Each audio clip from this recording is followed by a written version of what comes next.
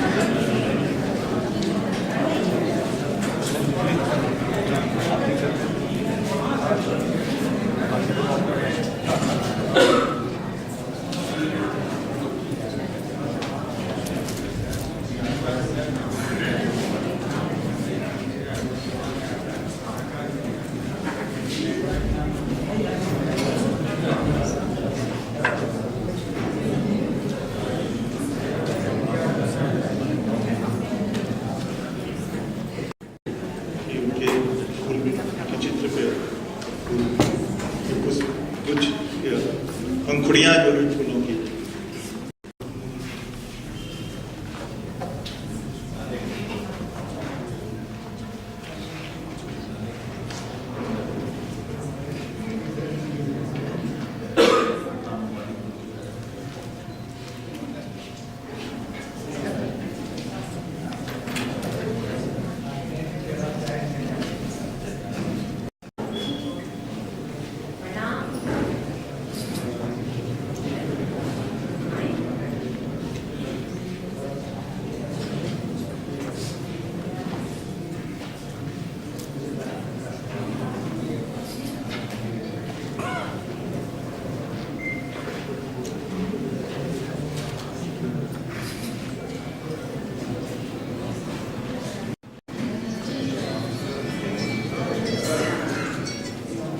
कक्ष में बैठे अतिथियों से भी आग्रह है कि इस चित्र पे फूल की पंक्तियां गाना गाने की इच्छा है, कृपया अपना सदा सुमन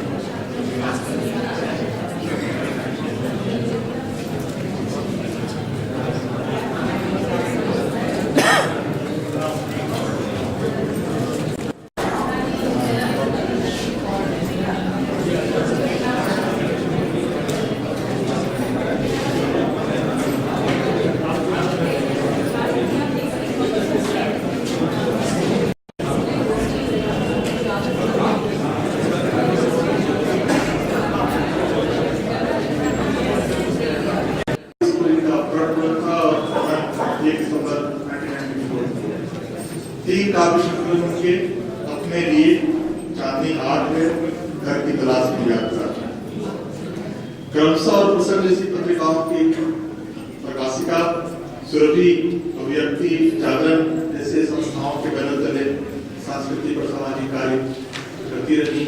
उनकी स्मृति में यह कार्यक्रम सम्मान समारोह सम्मानित हो रही है। हमारे यहाँ की झारखंड की मिट्टी की सुप्रसिद्ध कवित्री परिचय की जरूरत नहीं है। बाल सम्मान, शमशेर सम्मान, साहित्य अकादमी, हिंदी अकादमी, कई सम्मान से सम्मानित और हमारे देश के जो चंद बड़े कवि उसमें से एक आपने समय दिया है, दिल्ली से पधारे हैं और अध्यक्षता कर रहे हैं डॉक्टर खगेन ठाकुर, देश के सुप्रसिद्ध समालोचक और कवि, हमारे ही शहर के एक हिस्सा है। उनके परिचय की आवश्यकता नहीं है मित्रों। और मैं आमंत्रित करता हूँ स्वागत भाषण के लिए, स्वागत वक्तव्य के लिए आदरणीय विद्याभूषण जी को।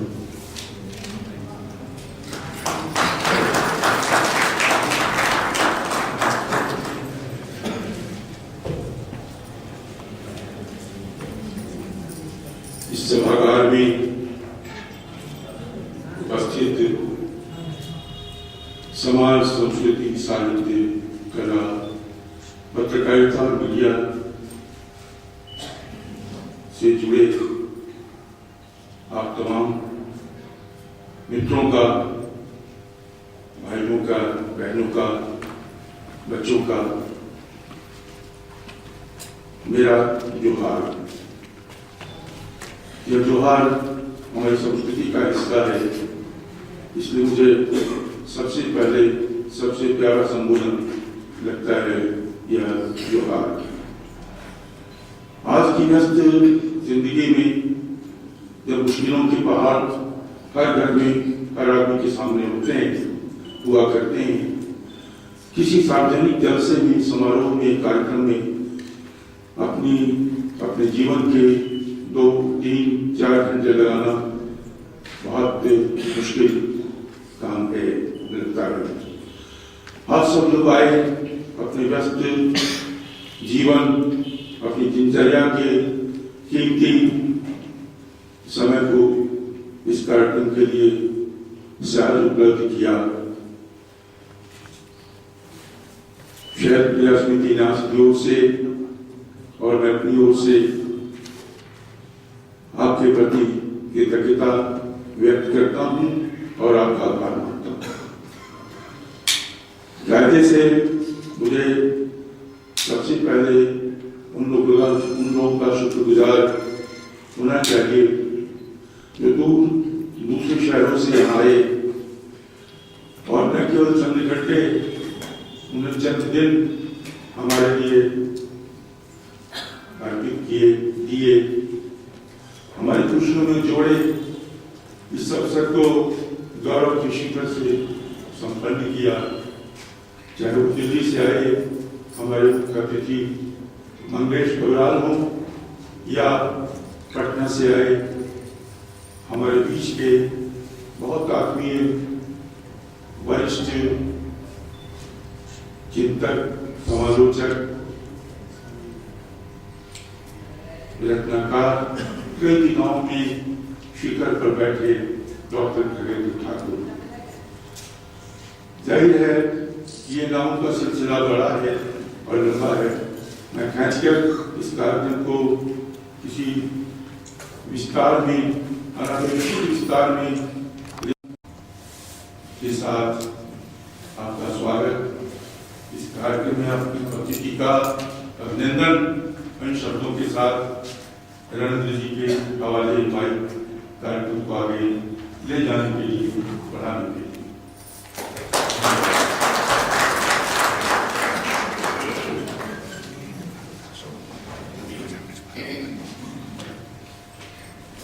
स्वर्गीय शैलप्रिया जी के व्यक्तित्व के 3 आलेख छोटे छोटे। पहला आलेख आदरणीय माया प्रसाद जी का, वो है का वाचन करेंगे अनामिका प्रिया जी। शैलप्रिया जी की कविताओं की चंद पंक्तियां, एक स्वगत की कविता है। कविता में मेरी सृजनशीलता, मेरी कोख, मेरी जीवसा का विस्तार।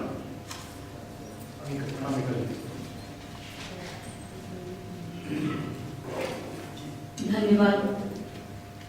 मंच पर आसीन अतिथिगण, सभागार में उपस्थित प्रबुद्धजन, सबको मेरा अभिवादन। शीर्षक है शैलप्रिया एक सार्थक सृजन यात्रा। 19 लंबे वर्ष और हर वर्ष के 365 दिन स्मृतियों की मंजूषा पर निरंतर छलती रही है धूल, लेकिन आज परत दर परत इस धूल को हटाकर मंजूषा में सहेजी गई अनमोल सुनहरी याद को आंखों से लगाने का वक्त है। हम उस शब्द शिल्पी के स्मृति पर्व में सम्मिलित हैं जो नव्यताओं की तलाश करती असमय पुरातत्व में शामिल हो गई। शैलप्रिया यह नाम है जहर बुझी किलों की चुनन से बेपरवाह व वंडरों के बीच भी अविचल रहने वाली जिज्विषा। उस स्त्री का नाम है शैलप्रिया जिसने गौरैया के खोते से उजाड़ जिंदगियों से, ढलते टूटते घरों से और दुखों से भरी धरती से आवरण अटूट रिश्ता बनाए रखा। ठीक उस उच्छल जलधारा की तरफ जो पाटों के बीच पिसकर क्षीण होने के बावजूद चलती रहती है किसी शाश्वत भूखंड की तलाश में। यह नाम है स्वजनों हृदयों के लिए सुखद आत्मीयता से गुथी उस माला का जिसके असमय टूट जाने का दर्द अपनों के भीतर आज भी जीस रहा है। इस स्मृति शेष कवित्री की सृजन यात्रा का पहला पड़ाव है अपने लिए। चांदनी आंख है शैलप्रिया का दूसरा पड़ाव है। तीसरे संकलन घर की तलाश में यात्रा के प्रकाशन से पहले ही पूर्ण विराम लग जाता है इस यात्रा पर। 3 संकलनों में संग्रहित उनकी रचनाओं में उद्घाटित हुआ एक संवेदनशील मन का निश्चल निजता। शैलप्रिया की कविताएं निजता और सामाजिकता का विरल समायोजन है। काव्य आंदोलनों के कोलाहल से अलग एक ऐसा स्वर है जिसमें स्त्री की अस्मिता और ऊर्जस्विता बारंबार मुखर हुई है। कवित्री ने बिना वाद विवाद की टेक लिए स्त्री की नियति के लिए उत्तरदायी संस्कार और समाज को टेका है। मुक्ति द्वार की कोई परिभाषा है तो बोलो, ये द्वार कब तक बंद रहेंगे औरत के लिए। शैलप्रिया की काव्य यात्रा दर्द के अंगारों पर पांव रोकती, कभी डगमगाती तो कभी निर्भीक भाव से आगे बढ़ती स्त्री की यात्रा है। अपने लिए की कविताओं में हम एक ऐसी स्त्री से रूबरू होते हैं जो जीने के लिए लोगों से जुड़ना चाहती है मगर रिश्तों की भीड़ में भी लिपट अकेली। पग पग पर दंशित होती नारी स्मिता की टीस को बड़ी शिद्दत से महसूस किया था इस काव्य में। औरत तपिश भरी जीवन यात्रा में चलाती है मन, मूक अभिनय में कई आयाम जोड़ती हुई, लड़ती है शीत युद्ध, फिर थक कर घर की देहली पर टेकती है शीश और ढूंढती है अपने औरत को निकाला। शैलप्रिया के दूसरे संकलन चांदनी आग की उपलब्धि है वह आग और आज जिसकी छुमन से कवित्री पहले स्वनिर्मित लक्ष्मण रेखाओं से उभरती है और फिर धर्म और समाज द्वारा निर्मित नियंत्रणा चक्र को चुनौती देती है।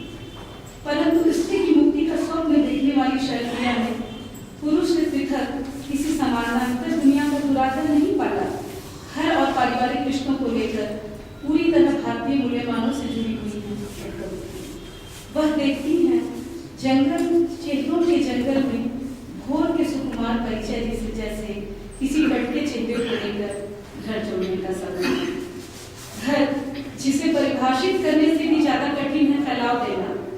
शायद ये दोनों ही गुरुतर दायित्व कोई स्त्री ही उठा सकती है क्योंकि घर होता है उसके लिए सुख का कवच। इसी कवच को पाने और बचाने की लालसा में ताउम्र विधि है नारी स्मिता।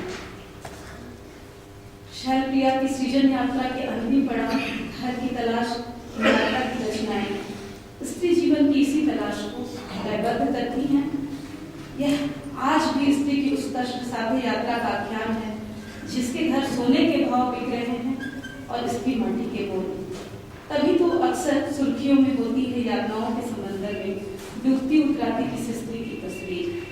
कवित्री का अंतर्मन उस दिन की तलाश में है जब ये कसाई बाड़े बंद हो जाएंगे और खबरों में खून के धब्बे नहीं होंगे। परंतु शैलप्रिया की संवेदना का फलक फलक अपनों और सपनों से युद्धरत स्त्री तक ही सीमित नहीं है। उसे पता है कि अपने समय के प्रश्नों को पीठ दिखाकर नहीं जिया जा सकता। उसे सालती है सुरसा की तरह बसती महंगाई, जिसकी चपेट में घरेलू बजट ज्वरग्रस्त हो गया है और तीज कर्मा जैसे त्योहार रस्म अदायगी बनकर रह गए हैं। तीज और कर्मा, अग्रिम और कर्ज, एक फर्ज, इनका समीकरण खुशियों का बंध्याकरण। अक्सर उदास उठता है कवित्री का मन, आदमी के चेहरे से कुछ भी पालने की हंसी देखकर। उसकी चिंताओं में के केंद्र में है वह माटी, जिसमें कभी बीज की तरह संचित होती थी आस्थाएं, मगर आज उसे अपनों के हाथ धर्म, भाषा और सरकार के नाम पर अपमान कर रहे हैं, टुकड़ों में बांट रहे हैं। माँ, अब तुम्हें और तुम्हारे वारिस भी तुम्हें मारने लगे हैं पत्थर, तुम्हें काटने की साजिश में खून से खेल रहे हैं होली। गांव के सहज आत्मीय चेहरों को शहर के खुदगर्द चेहरों में बदलता देखकर दर्द से दरकता है कवित्री का मन। किसे फुर्सत है कि कोई किसी का दुख बांटे, दबदबाई आंखों का समंदर पहचाने, शहर तेज रफ्तार का नाम। परंतु समाज संदर्भों से इस जुड़ाव के बावजूद शैलप्रिया का कवि मन मूलतः स्त्री प्रश्नों के इर्द मंडराता है, ठीक जहाज के पक्षी की तरह। उसे सालता है निरपराध स्त्री का अंतहीन दमन उत्पीड़न, पर पल भर के लिए भी वह नहीं भूल पाती कि स्त्री की कठोर कारावासी दिनचर्या में बचपन में संजोए हुए सपने जिंदगी के सिलवट्टे पर पिस जाते हैं। अनचाहे लुटती है स्त्री, कोई औरत नहीं चाहती फसाद मजहब के नाम पर, जंग देश के नाम पर, लेकिन अनाज में लगी घुन की तरफ पीस दी जाती है औरत। लेकिन उसके भीतर कहीं आश्वस्ति के अंकुर भी फूट रहे हैं, क्योंकि कल तक जिस लड़की की हंसी मर्यादा की दहलीज पर टांग दी जाती थी, आज वह अपने भीतर बाहर। नमस्कार, अब मैं आगे शुरू करती हूँ श्री शंकर मिश्र जी का, जो मेरे पिता के लिए भी हैं। शीर्षक है कविता उनकी जीवन डायरी थी। उनके नहीं होने की हलचल उनके नहीं होने के बाद ज्यादा हुई। शायद एक जीवन काल के लिए बिना कविताओं के भी वह उसी तरह हमारी यादों में बनी बसी रहेंगी, जिस तरह अपनी कविताओं में वह रची बसी है। उसी तरह जीवन भर सुलगता दहकता रहेगा हमारी यादों में उनके नहीं रहने का दुख। समाज और समय से जुड़ी उनकी निजी चिंताएं उतनी कम नहीं थी जितनी उनकी कविताओं में प्रकटतः जान पड़ती हैं। कविता के तमाम बनते बदलते माहौलों, शैलियों और तेवरों से वह परिचित रही थी, लेकिन उन्होंने अनुकरण पर, फैशन पर, मांग पर या किसी बाहरी जरूरत में कविताएं नहीं लिखी। उनकी कविताएं एहसास की गहरी शिद्दत और ईमानदारी में बनती थी, और इसलिए उनकी सोच का काफी कुछ हिस्सा जो उन्हें अपेक्षित तीव्रता से बेचैन नहीं करता था, उनकी कविताओं के हाशिए में ही छूट गया।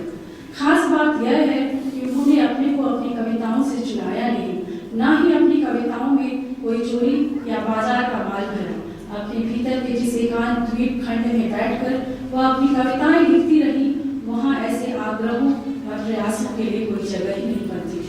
मुझे लगता है जीवन और काल परिवेश के कितने ही द्वंद्वों और अंतर्विरोधों को उन्होंने चुपके से अपने अंतर्मन में साध कर लगभग अनजाने में ही अविषम और सरल बना लिया था।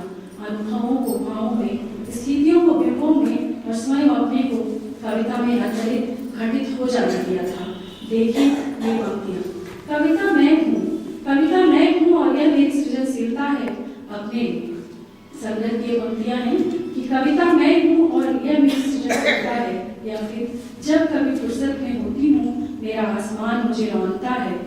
घर की तलाश में यात्रा, आत्मनिरीक्षण, आत्मबुद्धता और ब्रज अवमान्यता के इस दौर में रातों रात उपज आती महानताओं के इतने मुकुरमुत्तों के बीच शैलप्रिया की कविता जिस आत्मनिरपेक्षता का उदाहरण प्रस्तुत करती है, वह उन्हीं के बस की बात थी।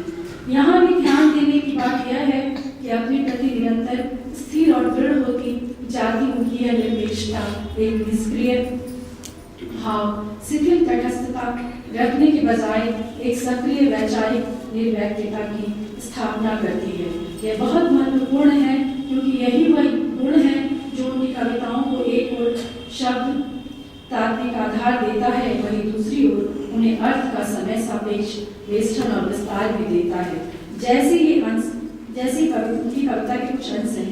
जिंदगी से कविता, कविता से दिवा स्वप्न से शून्याकाश तक फैला है मेरा विस्तार। अपने लिए उनका एक काव्य संग्रह है, उसकी ये पंक्तियां हैं। और आगे देखिए, उपमाओं से लदा सूरज पुराण बनती है, रास्ते नहीं बदलता, लकीर का फकीर है मेरी तरह। मेरी तलाश जारी है कि शायद किसी दिन बंद हो कसाईवाड़ा और खबरों में खून के धब्बे नहीं देखे। किसी को उनकी कविताओं से गुजरते हुए यह विस्मय नहीं होना चाहिए कि इतनी निगूढ़ आत्मपरकता, एकांतिकता और अनुभूति तीव्रता के बावजूद उनमें ठोस खनन, अर्थ ज्योति, बिंब विकृति आदि दोष नहीं के बराबर है। इसके विपरीत वह लगातार अपने अनुभवों और विचारों की अभिव्यक्ति से अधिक निकटतर होकर जुड़ती रही। हिंदी कविता की प्रगति से पूर्ण परिचित होने के बावजूद और घर में तमाम तरह की कविता चर्चाओं, अधिकांश कविता पुस्तकों, विशिष्ट पत्रिकाओं की सुलभता के बाद भी लगभग प्रभावित रूप में वह अपने अनुभवों विषयों के आसपास ही रही। कुछ एमिली ब्रांटी के गुंडाल की तरह ही थी उनकी कविता की दुनिया, कुछ उन्हीं की तरह अनदेखी, अकेली और उदास, लेकिन उनकी ऊर्जा या फ्रेगनेंसी यहाँ नहीं है, ना उनकी सघनता, अभिव्यक्ति या फिलॉसफी ही। सैलप्रिया का द्वीप खंड अकेले की नदी के द्वीप से भी एकदम भिन्न है। यहाँ कम से कम कुछ भी थोपा या ओढ़ा हुआ, जमाया या बनाया हुआ नहीं है। दूर दूर तक जो बात सही है वह यही है कि यहाँ जो कुछ भी है सिर्फ मुंह और आंखों का नहीं है, करेज और कोप का भी है, और दोनों यहाँ एक हो गए। पेट और हृदय की दूरी समाप्त हो गई है। एक औरत की पूरी जिंदगी रूपाकार पाती है सैलप्रिया जी की कविताओं में। एक सीधी साधी धड़कती हुई जिंदगी, उसकी इच्छाएं और सपने, प्यार और परिवार, रिश्तों की ढीली होती पकड़, दिनचर्या का बोझ, घुटन और व्यर्थता का बोध, और इन सब के बीच और इन सब के विरुद्ध अपने भीतर की औरत को जिंदा रखने की जिद तथा प्यार के सभी संबंधों को संवारने की अखंड आस्था आज द्वंद्व ने मौन तोड़ा है। हमेशा से दबे कुचले उपेक्षित एहसासों की भीड़ मुझसे पूछने लगी है सवाल कि तुमसे जुड़ गए, क्या मुझसे हो गई है कोई चूक? तब भी जुटी हूँ आत्मबंधन में कि मैं तलाशती हूँ अमृत संबंध। चांदनी आग में उनका काव्य संग्रह है, उसकी पंक्तियां हैं। अपनी यात्राओं में भीतर से बाहर जब आती हूँ मैं, तब सहचर होता है एक एहसास कि हवाओं में खुश्क मौसम में कई सांसें शामिल हैं, मैं अकेली नहीं हूँ। गौर करने की बात है कि सैलप्रिया को औरत होने का कोई अफसोस नहीं है, ना ही औरत के गिर्द वर्दी की अपनी कविताओं के लिए वह कहीं शर्मिंदा है। इस माने में मेरी दृष्टि में मर्द बनती कई कवित्रियों से वह अधिक बोल्ड है, और लेखन में महिला पुरुष वर्गीकरण में देखते आलोचकों के लिए एक चुनौती दस्ती है। उन्होंने ब्रांटी और डिकिंसन की तरह अपनी कविता का समाज अपनी कल्पनाओं में नहीं ठंडा बनाया, बल्कि अपने समक्ष के आसपास और अपने वक्त से लिया रखवाया। उनकी कविताओं में एक पारदर्शी स्वच्छता है और अप्रतिम स्पर्शशीलता है। उन्होंने शब्दों को अपना कवच नहीं बनाया, बल्कि अपना कवच भी उतारकर शब्दों को सौंप दिया। अनुभवों को नहीं लिखा उन्होंने, बल्कि अनुभवों ने उनको लिखा। कविता उनकी जीवन डायरी थी, गहरी होती रात में दिन भर का सब सच झूठ देखी झेली एक बार। हाँ, इतना स्वीकार करना पड़ेगा कि उन्होंने अपने आप को कविता में रूपांतरित करने में जिस निष्ठा और संलग्नता का परिचय दिया है, वैसा ही प्रयास कविता को अपने भीतर उतारने संवारने के निमित्त उन्होंने नहीं किया। तब भी यह उससे बड़ा सच है कि ऐसी तमाम कमजोरियों पर स्वयं एक कविताएं विजयी होती हैं और पाठकों के मन में ज्यों की कविता कराती हैं।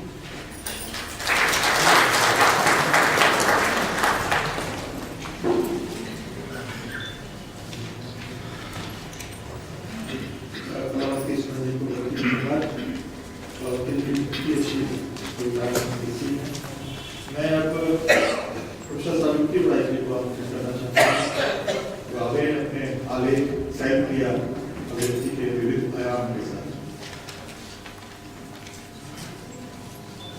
सैलप्रिया की पंक्तियां हैं।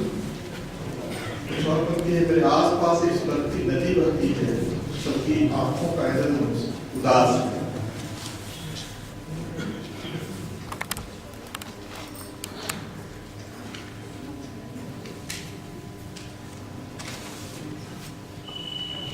इस सभागार में उपस्थित सभी प्रबुद्धजनों और गणमान्यों को मेरा जोहार।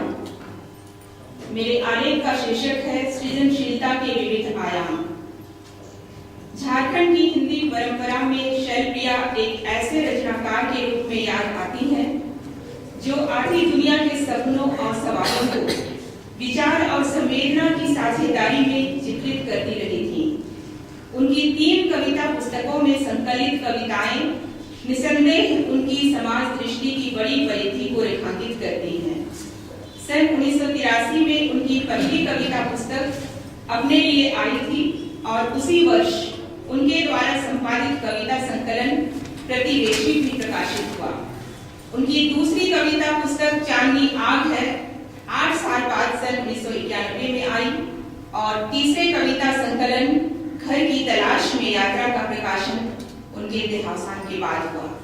उन्होंने 2 पत्रिकाओं का प्रकाशन शुरू किया था, क्रमशः और प्रसंग। उनके निधन की पहली बरसी पर प्रसंग की ओर से एक विशेषांक प्रकाशित हुआ था, शैलप्रिया सृजन और सर्जक। वीर भारत तलवार ने उस अंक के बारे में लिखा था, छोटानागपुर के किसी लेखक या लेखिका पर केंद्रित कोई अंक इतना अच्छा, महत्वपूर्ण और सार्थक हो सकता है, यह बात इस अंक से पहले कौन कह सकता था। अपने लिए की कविताएं उनकी रचना यात्रा का प्रस्थान बिंदु तय करती जान पड़ती हैं। उसमें नारी जीवन के तनाव, संघर्ष और द्वंद्वों का निरूपण है, तो उसी सहजता के साथ अपने गंतव्य की तलाश भी है। वे इस पहचान को इस प्रकार आकार देती हैं, जिंदगी से कविता, कविता से रिवा स्वप्न, स्वप्न से शून्य आकाश तक फैला है मेरा विस्तार। उनके स्वगत का कथन भी, उनके स्वगत का फलक भी बहुत विस्तृत है। कविता सहेली की शॉल नहीं जिसे मौसम के मुताबिक मांग कर लपेट लिया जाए। कविता मेरा मन है, संवेदना है। मुझसे फूटी हुई रसधारा कविता मैं हूँ और वह मेरी सृजनशीलता है, मेरी कोख, मेरी जिजीविषा का विस्तार। उनमें अदम्य जिजीविषा थी। अपने शब्दों के प्रति, जिम्मेदारियों के प्रति ईमानदार थी वे। उनके लिए घर एक ऐसा शब्द है जिसमें सुरक्षा व अपनेपन का भाव अंतर्निहित है। वे घर की तलाश में यात्रा कविता में कहती हैं, प्यार एक नींव है, एक विश्राम गृह, जहाँ से फिर शुरू होती है मरुभूमि की यात्रा और हरियाली की तलाश। मैंने सुख का कवच पा लिया है, घर औरत का कवच ही तो है। दूसरी कविता घर में कहती है, हर घर में जगह है मगर घर एक जगह भर नहीं है। कहाँ बिठाऊं इस पुतली को, क्या सुनाऊं उस लड़की को, कैसे कह दूं कि सोने से खरीदे जा रहे हैं घर और माटी के मोल मिलती है औरत। ये कविताएं बिना किसी आडंबर के स्त्री प्रश्नों को सही परिप्रेक्ष्य में उठाती हैं। जैसे एक और उदाहरण, इस बार लड़की ने झांका है अपने से बाहर, अगले सावन में तोड़ेगी पायल की जंजीर और अपने भीतर जंग लगी धार को बिजली से चमकाएगी लड़की। आत्म केंद्रित अनुभवों और मानवीय संवेदना के विविध स्तरों पर लगातार सक्रिय शैलप्रिया सामाजिक दायित्वों के प्रति सजग रही हैं। नई उम्र के लिए उनकी भावना इस प्रकार है, कल मैंने सपने में देखा है मेरी मोम सी गुड़िया लोहे के पंख लगा चुकी है, मौत के कुएं से नहीं डरती, वह बेड़ियों से बगावत करती है, जुर्म से लड़ती है और मेरे भीतर एक नई औरत उगड़ती है।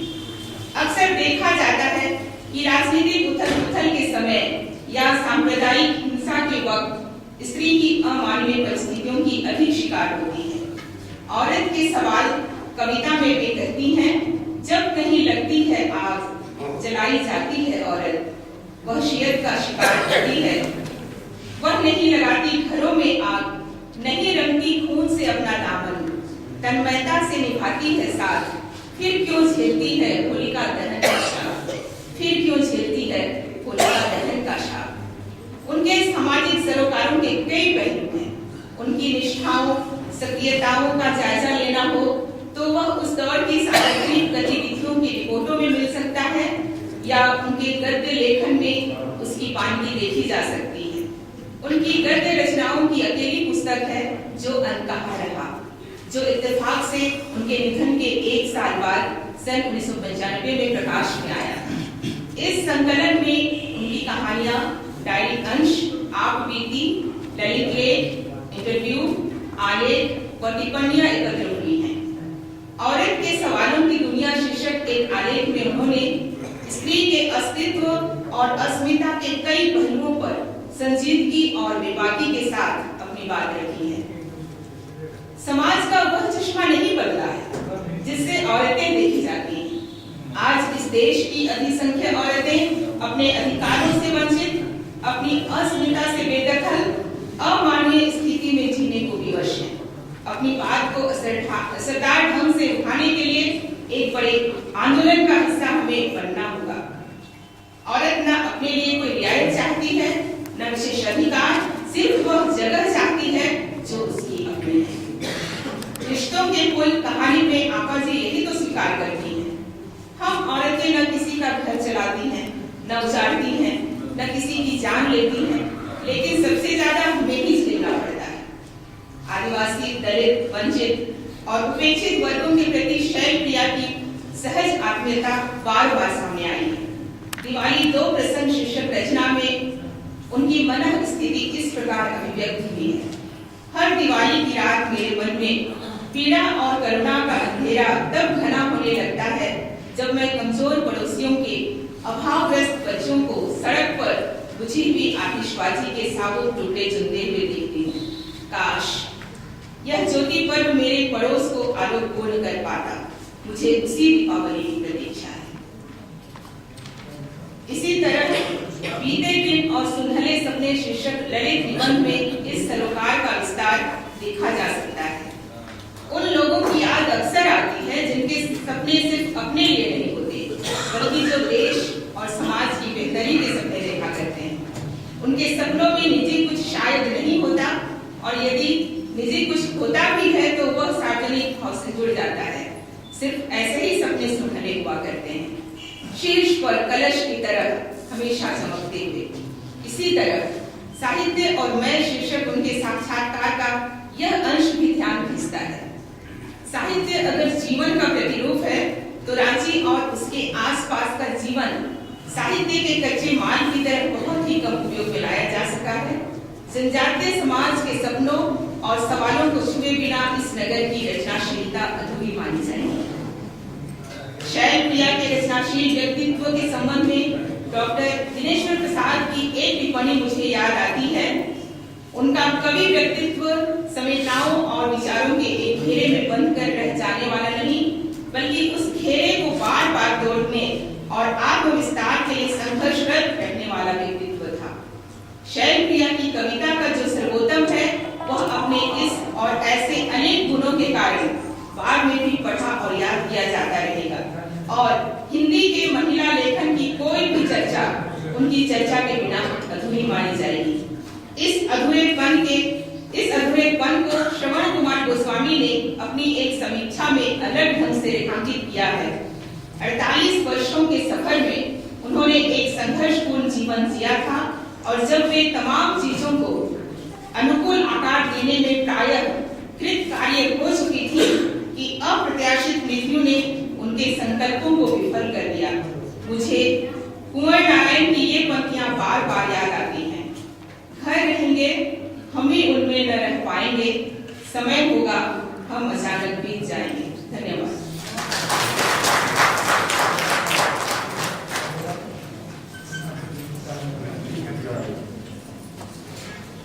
धन्यवाद सरस्वती जी। अब मुख्य कार्यक्रम झारखंड की धरती, आदिवासी और स्त्री, 3 दुखों को अपनी लेखनी से हमारे सामने लाने वाली कवयित्री विमला पुत्र का सम्मान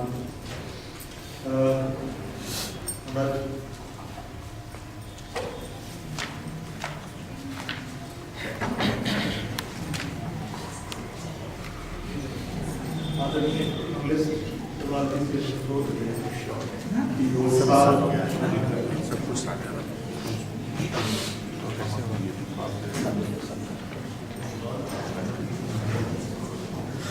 आदरणीय डॉक्टर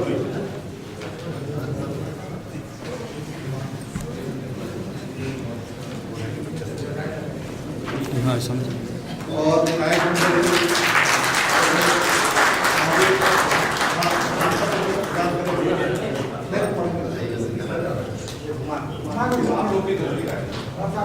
इसको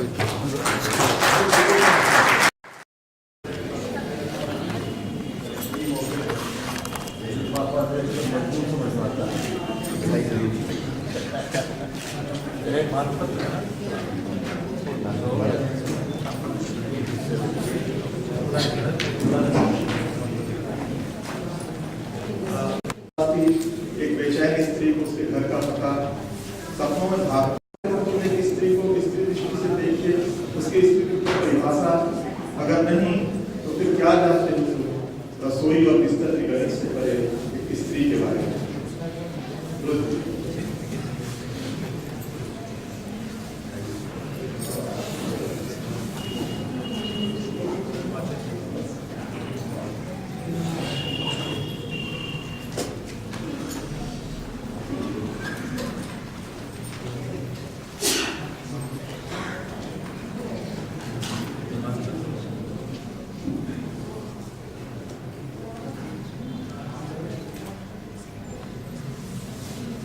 मंच पर आसीन अतिथिगण और सभागार में उपस्थित सभी प्रबुद्धजनों को मेरा जोहार।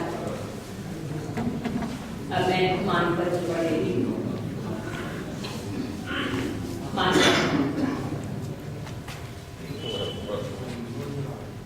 शैलप्रिया स्मृति न्यास की ओर से झारखंड की सुख्यात कवयित्री शैलप्रिया की स्मृति में प्रत्येक वर्ष ऊर्जा संपन्न लेखन के लिए एक लेखिका को सम्मानित करने के संकल्प के अनुरूप इस वर्ष प्रथम सम्मान कवयित्री निर्मला पुतुल को उनके तेजस्वी कृतित्व के लिए प्रदान करते हुए उन्हें आज दिनांक 15 दिसंबर 2013 को शहीद स्मृति केंद्रीय पुस्तकालय सभागार रांची में आयोजित एक समारोह में यह मानपत्र दिया जा रहा है।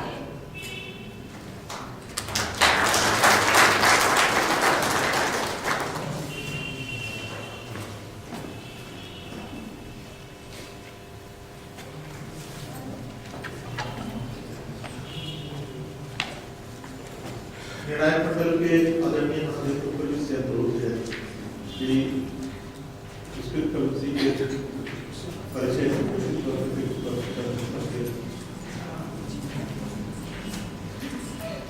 कुछ पंक्तियां निर्मला पुतुल जी की। वे दबे पाव आते हैं तुम्हारी संस्कृति में, तुम्हारी की बड़ाई करते हैं, तुम्हारी आंखों की प्रशंसा में कसीदे पढ़ते हैं। वे कौन हैं? सौदागर पे समझो पहचानो है विज्ञान पर पहचानो।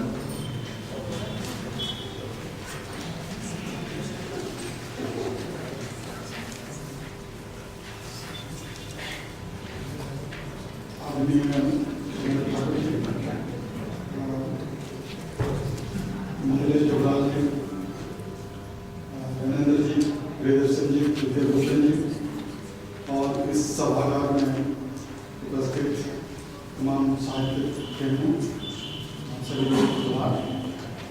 मैं निर्मला पुतुल के कविताओं के बारे में बहुत ज़्यादा नहीं बोलूँगा। उनके बारे में कविताओं से संबंधित कुछ संस्मरण मैं सुनाना चाहूँगा।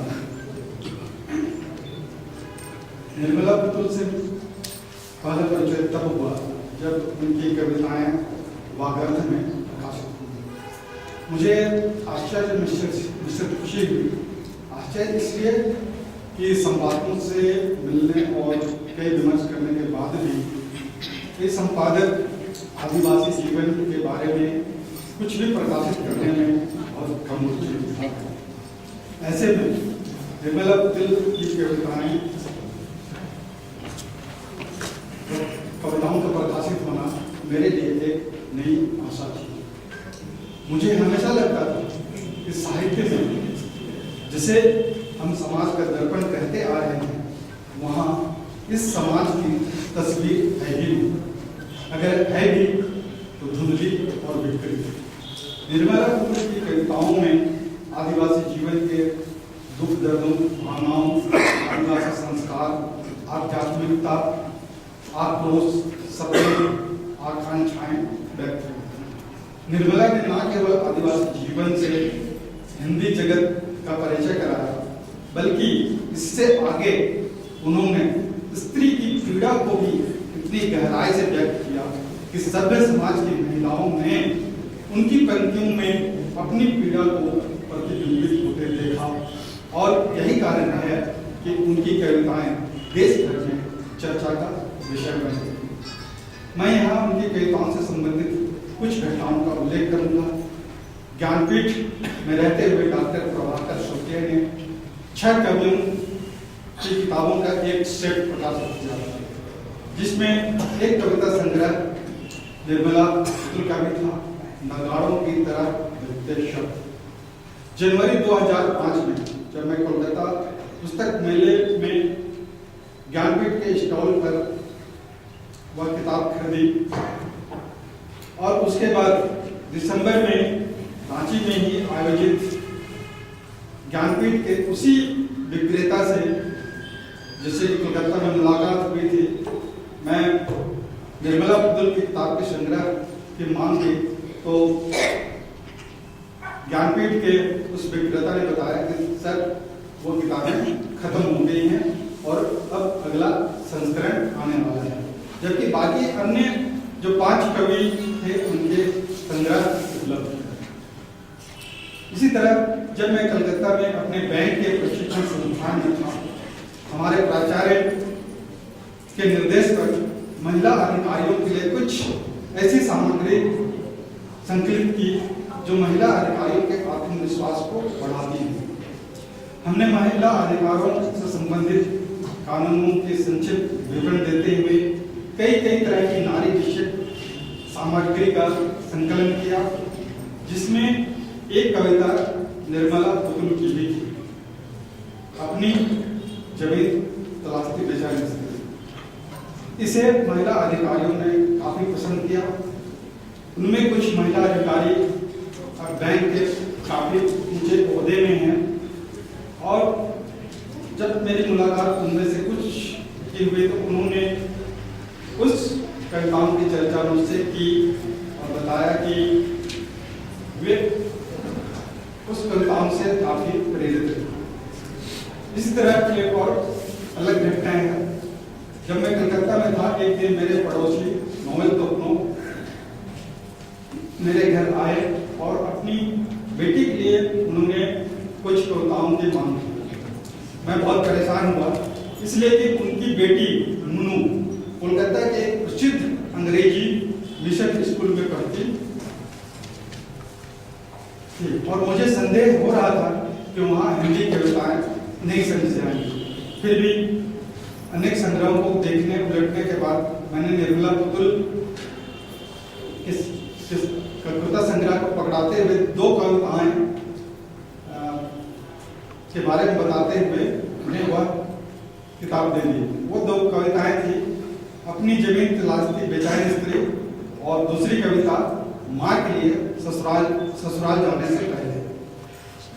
मैंने वो कविताएं देते हुए कहा कि इसे तुम सुना देना, लेकिन बिटिया ने आग्रह किया कि मैं उसे पढ़कर सुना दूं, और उनके आग्रह पर मैंने माँ के लिए ससुराल जाने से पहले मैंने कविता पढ़ना आरंभ किया। उसके पहले मैंने उसका कभी सस्वर पाठ नहीं किया था, और जब मैं पढ़ने लगा तो मैंने देखा कि मेरे आंखों में आंसू हैं, और पड़ोस में जो लोग सुन रहे थे उनके आंखों में भी आंसू हैं। तो उनकी कुछ कविताओं में कुछ पंक्तियां थी, जैसे आंगन में पड़े टूटे झाड़ू सा पड़ी रह जाऊंगी, कुछ न कुछ बची रह जाऊंगी, वो हाल घर में गोबर फेंकने के दलिए सा, सटे गोबर की तरह। और कुछ पंक्ति थी, जंगल से लाई लकड़ियों के गट्ठर में बंधी रस्सी की तरह बंधे रह जाऊंगी। ऐसी पंक्तियां अंग्रेजी स्कूल के बच्चे समझ पाएंगे या नहीं, यह डर था, लेकिन फिर भी मैंने आग्रह किया कि वे इसी कविता का पाठ करें। अंततः उसने क्लास में कविता का पाठ किया। फिर कुछ दिनों उसने बताया कि स्कूल में हिंदी कविता पाठ प्रतियोगिता में वह अपनी कक्षा का प्रतिनिधित्व करेगी। और कुछ दिनों बाद जब हम उनके घर गए तो हमें पता चला कि वह स्कूल में हिंदी कविता पाठ प्रतियोगिता में निर्मला पुतुल की कविता माँ के लिए ससुराल जाने से पहले पढ़कर प्रथम आई है, और इसके लिए उसे पदक और प्रशंसा पत्र भी प्राप्त। और तब मुझे लगा कविताएं चाहे जिस भी परिवेश में लिखी जाए, उनमें कुछ ऐसा सच होता है जो जाति, धर्म, भूगोल, भाषा, संस्कृति से परे मनुष्य को संवेदना के स्तर पर जोड़ देती है।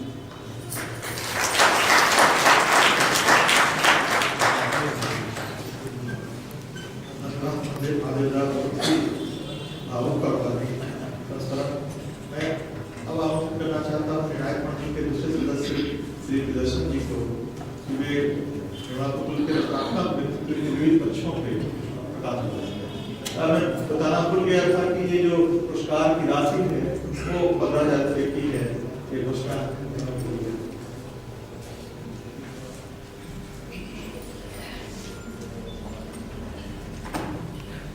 आदरणीय खगेंद्र जी, मंगलेश जी, निर्मला जी, महादेव जी, नरेंद्र जी और सभागार में उपस्थित वे बहुत सारे लोग पहली पंक्ति से लेकर बिल्कुल आखिरी पंक्ति तक लगभग सारे पहचाने हुए चेहरे।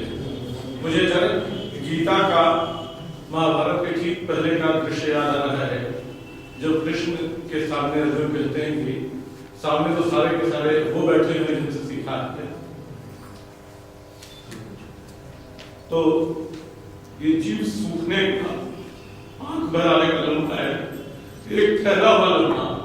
कहते हैं जब महाभारत था तो कृष्ण ने समय को रोक दिया था, तो अचानक समय कुछ समय के लिए रुक गया है मेरे लिए, बहरहाल उससे उबर कर मैं बिल्कुल सबको जैसे पहचान रहा हूँ, पहली पंक्ति से बिल्कुल आखिरी पंक्ति तक।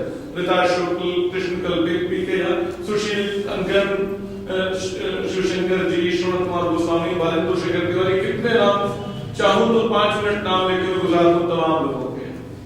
तो मेरे लिए वो व्यक्तित्व वहां है।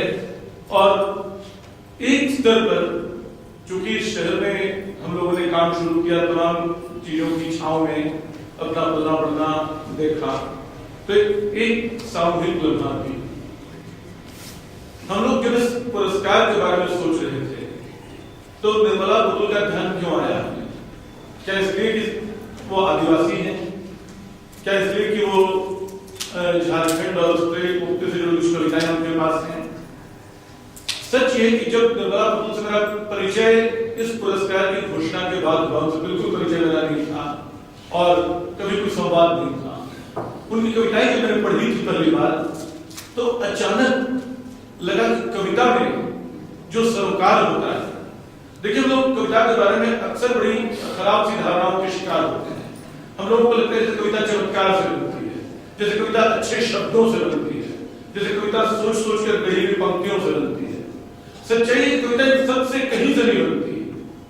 बहुत पहले वर्ड्सवर्थ ने कहा था कि poetry is spontaneous overflow of powerful feelings. कविता सशक्त भावनाओं का स्वतःस्फूर्त प्रवाह है।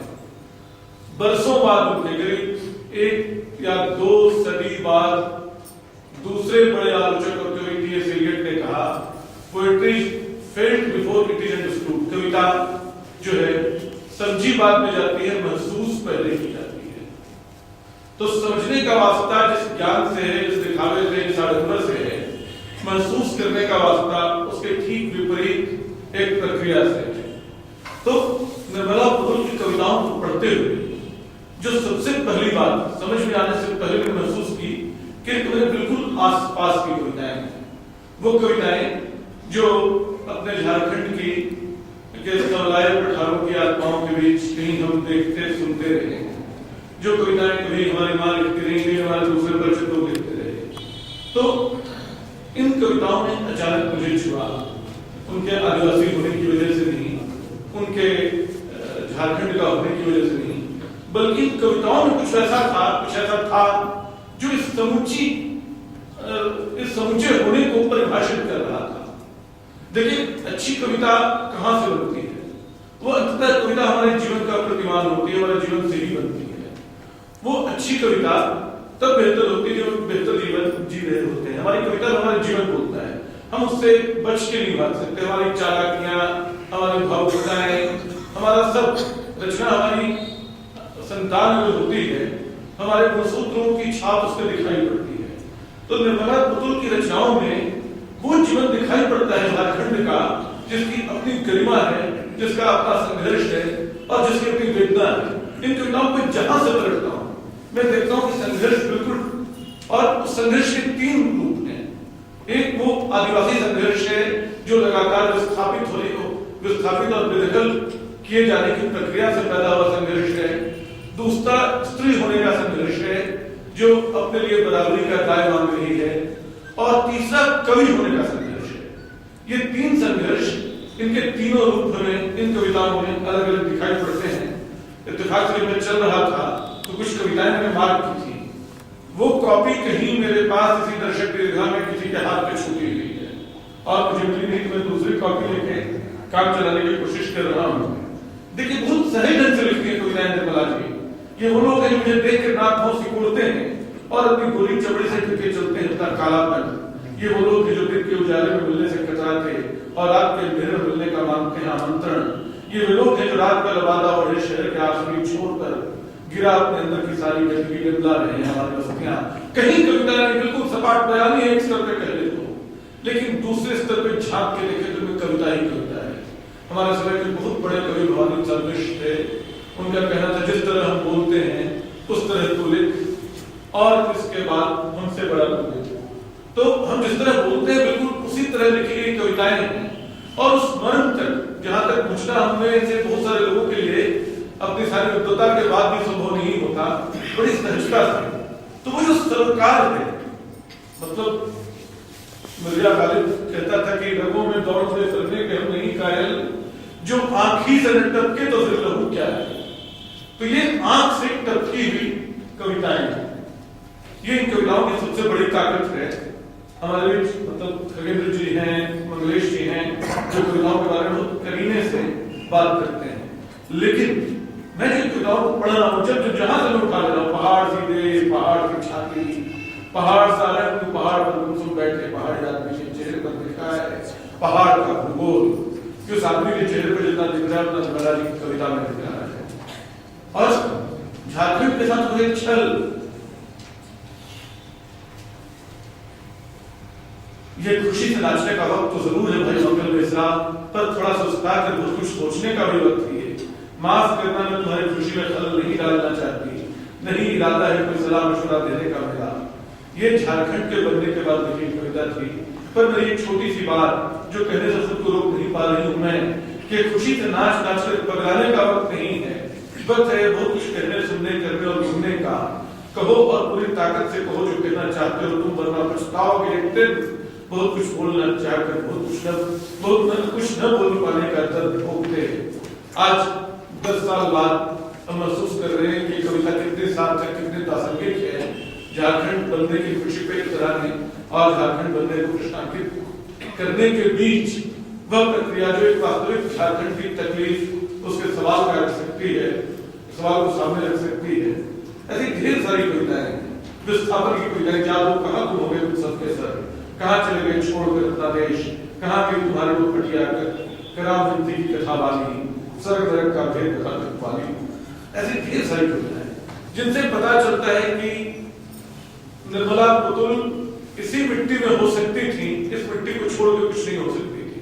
और निर्मला पुतुल सिर्फ कवित्री नहीं होती थी, हर भी है। उनसे बात करते हुए पता चलता है कि अभी तो मैं खेत में खड़ी हूँ, रोपनी है और अभी तो कटाई का समय छोड़ के आई। तो वो जो किसान है जो लगातार अपने खेतों की रोपाई कटाई में शामिल है, उसमें सक्रिय है, वो जो कविता लिखता है, जो कलम उठाता है, तो उसके भीतर जो दर्द बोलता है, जो तकलीफ बोलती है, जो अनुभव बोलता है, लगता है कि उसमें सदियों की आत्माओं का निचोड़ा हुआ दर्द आता है। तो मैं शायद बहुत भटके अंदाज में बोल रहा हूँ, लेकिन इससे ज्यादा बोलने की स्थिति मेरी है नहीं। आप और भी कुछ बेहतर बातें सुनेंगे।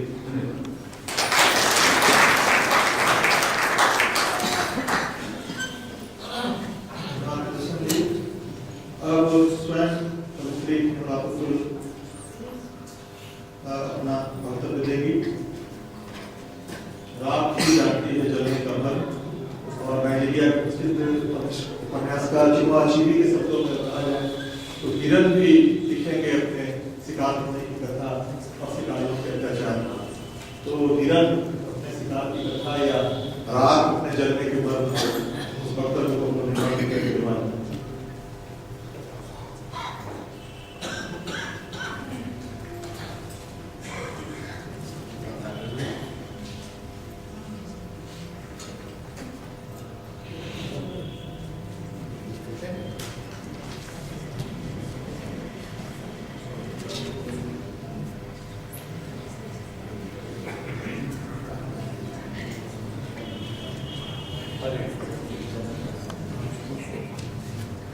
मंच पर आसीन आयोजन और उपस्थित साहित्य प्रेमियों, साथियों, बच्चे बच्चियों, आप सबको निर्मला बुद्धू की ओर से हार्दिक अभिनंदन। जोहार। मैं जब से मंच पर बैठी हूँ, मैं सैलप्रिया जी के कविताओं की जो पंक्ति है उनको मनन चिंतन कर रही हूँ, और आत्म विभोर भाव विभोर में मैं गुजर रही थी, और मुझे लग रहा था जो उनकी एक कविता संग्रह है यात्रा घर की तलाश में यात्रा, तो ये हमारी कविता पुस्तक की भी शीर्षक है अपने घर की तलाश में। और लग रहा था कि हमारे सोचने से पहले, हमारे जेहन में आने से कोई थी हमारे झारखंड की हीरा, जो ये पंक्तियां उनके दिलों दिमाग से गुजर गई थी, और मैं काफी उनके प्रति आस्था प्रकट करना चाहती हूँ। और ये हम झारखंड वासियों के लिए बहुत बड़ा गौरव की बात है। कई बार देखा जाता है कि हमें अपने ही घर में सम्मान नहीं मिलता है, लेकिन कमेटियों को भी मैं धन्यवाद देती हूँ, जिन कमेटियों ने मेरा नाम प्रपोज किया है, उनको धन्यवाद देना चाहती हूँ तहे दिल से कि हमें सैलप्रिया स्मृति सम्मान के लिए चुना गया, और बार बार इसके लिए आप सबको धन्यवाद देना चाहती हूँ। मैं सैलप्रिया की कुछ कविताओं से गुजरते हुए मैंने देखा कि उनके अंदर जो स्त्री मन था, जो उस पर सफर कर रही थी, एक महिलाओं के प्रति उनकी कितनी गहरी आस्था थी, कितनी गहरी सोच थी, ये वाकई तार देने की बात है। और हम सैलप्रिया जी को बार बार नमन करते हैं उनकी सोच के लिए, उनकी कविताओं की पंक्ति के लिए। वैसे बहुतों ने, हमारे प्रबुद्धजन ने कई कमेंट्स मन दिए हैं उनके कविताओं पर, इसलिए मैं कविताओं पर नहीं कहना चाहूँगी ज़्यादा। मैं अपनी कविताओं की 2-3 कविताओं की पाठ करना चाहूँगी।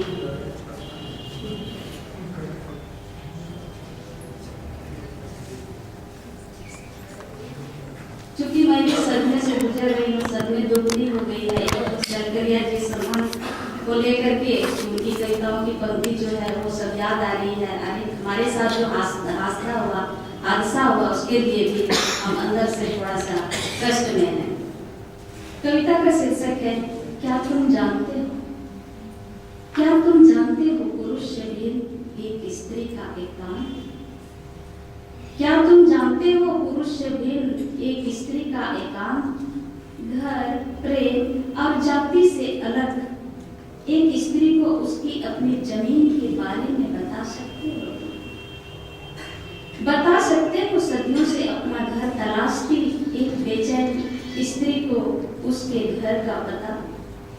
क्या तुम जानते हो अपनी कल्पना में किस तरह एक ही समय में स्वयं को स्थापित और निर्वासित करती है एक स्त्री। सपनों में भागती एक स्त्री का पीछा करते कभी देखा है तुमने उसे? रिश्तों के कुरुक्षेत्र में अपने आप से लड़ते। तन के भूगोल से परे एक स्त्री के मन की गांठें खोलकर कभी पढ़ा है तुमने उसके भीतर का खौलता इतिहास? पढ़ा है कभी उसकी चुप्पी की दहलीज पर बैठ शब्दों की प्रतीक्षा में उसके चेहरे को? उसके अंदर हंस बीज बोलते क्या तुमने कभी महसूस है उसकी फैलती जड़ों को अपने भीतर? क्या तुम जानते हो एक स्त्री के समस्त रिश्ते का व्याकरण? बता सकते हो तुम एक स्त्री को स्त्री दृष्टि से देखते उसके स्त्रीत्व की परिभाषा? अगर नहीं तो फिर क्या जानते हो तुम रसोई और बिस्तर के गणित से परे एक स्त्री के बारे में? क्या जानते हो तुम? क्या जानते हो?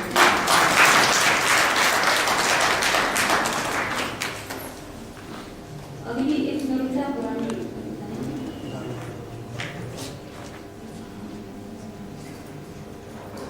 कविता का शीर्षक है बहाना।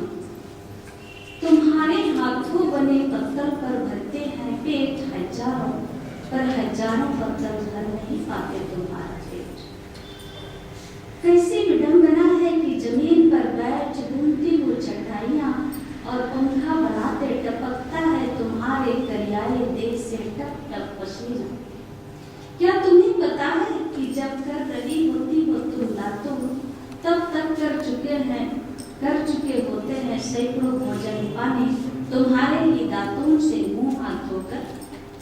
जिन घरों के लिए बनाती हो झाड़ू उन्हीं से आते हैं कचरे तुम्हारी बस्तियों में। इस ऊबड़ खाबड़ धरती पर रहते कितनी सीधी वो बहादुरी, कितनी भोली हो तुम कि जहाँ तक जाती है तुम्हारी नजर वहीं तक समझती हो अपनी दुनिया, जबकि तुम नहीं जानती कि तुम्हारी दुनियाएं जैसी कई कई दुनियाएं शामिल हैं इस दुनिया में। नहीं जानती कि किन हाथों से गुजरती तुम्हारी चीजें पहुंच जाती है दिल्ली, जबकि तुम्हारी दुनिया से बहुत दूर है अभी भी दुर्गा, अभी भी दुर्गा, अभी भी दुर्गा।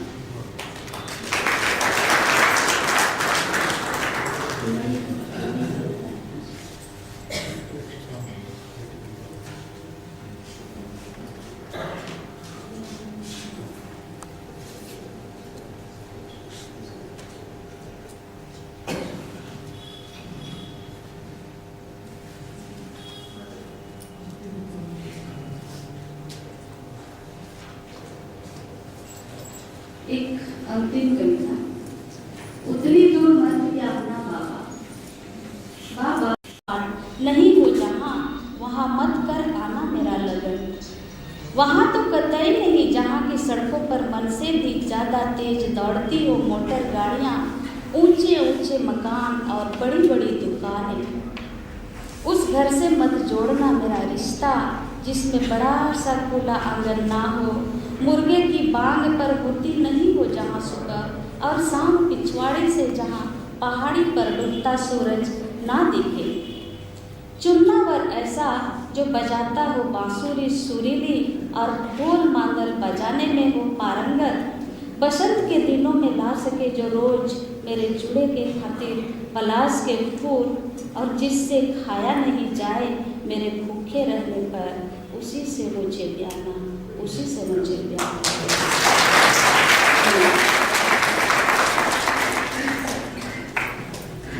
तो मैं सादर आमंत्रित करना चाहूँगा कांग्रेस राजनीति को।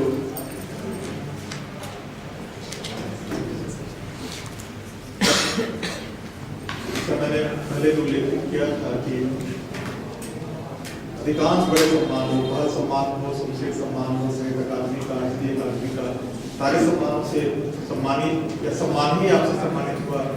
ऐसे हमारे देश के सर्वश्रेष्ठ कवियों में से एक नवलेश शिवराज जी, जिनकी कविता रचनाएं जो है पहाड़ को लाटे, घर का रास्ता, हम जो देखते हैं, आवाज में एक जगह है और इस वर्ष नए युग में सत्य। 3 गद्य संग्रह भी आपके एक बार आयोबा लेखक की रोटी कवि का अकेलापन, बहुत ही महीन और सूक्ष्म भाव की को अपनी कविताओं में उतारने वाले कुछ पंक्तियां वसंत कविता से। अंतहीन आलिंगनों के बीच एक आवाज छटपटाती रहेगी, चिड़िया की लहूलुहान। कविता शीर्षक से 4 पंक्तियों की छोटी सी कविता मैंने ऐसी की। कविता दिन भर थकान जैसी थी और रात में नींद की तरह। सुबह पुष्टि हुई, क्या तुमने खाना खाया रात को? ऐसे भाव में डूबी कविताओं के कवि आदरणीय अंग्रेजी को मैं साधारण करता हूँ। कुछ पंक्तियां हमारी सम्मान करने वाली कवित्री के बारे में।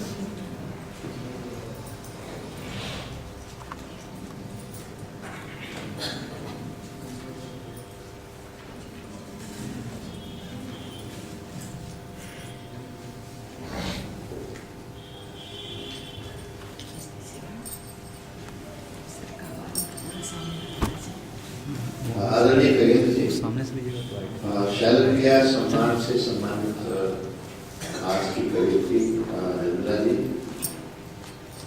महादेव कपूर जी, प्रियदर्शन जी और रैन जी और बहुत से साथियों दोस्तों मेरे को पुराने परिचित हैं। सबसे पहले तो मैं निर्मला पुतुल को जोहार और धन्यवाद बताने की शुभकामना। एक बहुत अच्छा निर्णय ये हुआ कि प्रथम शैलप्रिया स्मृति सम्मान जो है वो निर्मला पुतुल को मिला। एक निर्मला पुतुल आदिवासी संथाल है और वो शैलपुत्री है एक तरह से, तो शैलप्रिया सम्मान जो है वो शैलपुत्री को मिलना तो शायद हमारे लिए बहुत खुशी की बात है।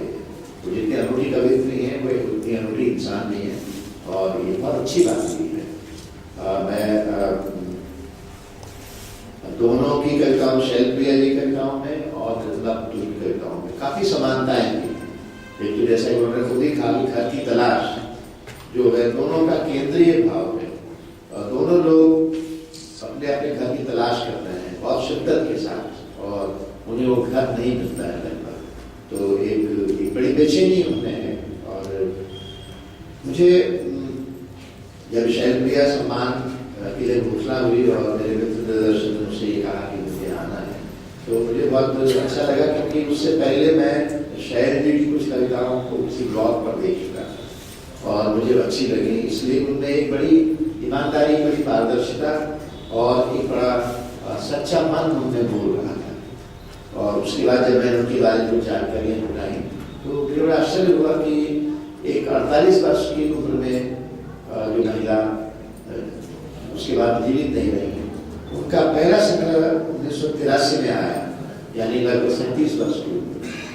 और 37 वर्ष की उम्र में भी वो कविताएं इतनी परिपक्व, ठोस और इतनी सभी भी भाषा में लिखी हुई थी कि मुझे बड़ा आश्चर्य हुआ।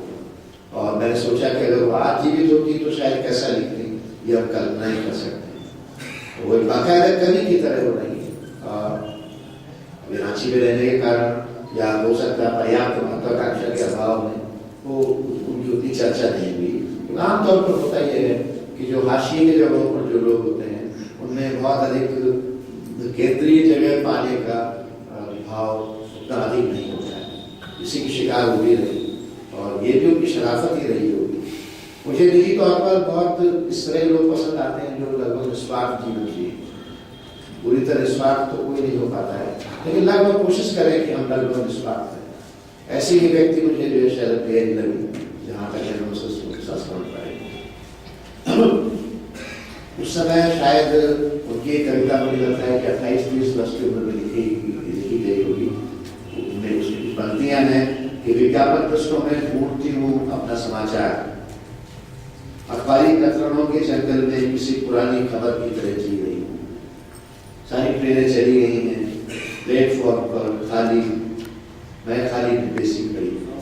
ये जो व्यंग है उस समय का, ये शायद 27-28 वर्ष की उम्र का व्यंग है, इतना अधिक समृद्ध है और इतना अधिक नया भी दिखता है, कोई पुराना मन में, जबकि ये आज से शायद मुझे लगता है आपको 50 वर्ष पहले, 50 नहीं 40 वर्ष पहले बिल्कुल, तो एक बड़ा नयापन, बड़ी ताजगी इसमें नजर आती है। इसी तरह एक और है कि आकाश से धुएं की तरह विलीन हो जाएंगी सारे अनुभव, मेरे खुरदुरे हाथों में बची रहेगी कोयले की राख। तो एक उनका पहला संग्रह जो है अपने लिए, उसमें ही इस तरह की बात माननी कविताएं हैं जो आज भी पुरानी की बात एक उन्होंने अपनी डायरी में लिखा है कि कविता मेरे लिए अंतरंग जीवन को खोलने और सामाजिक और परिवेश से जुड़ने का बात है।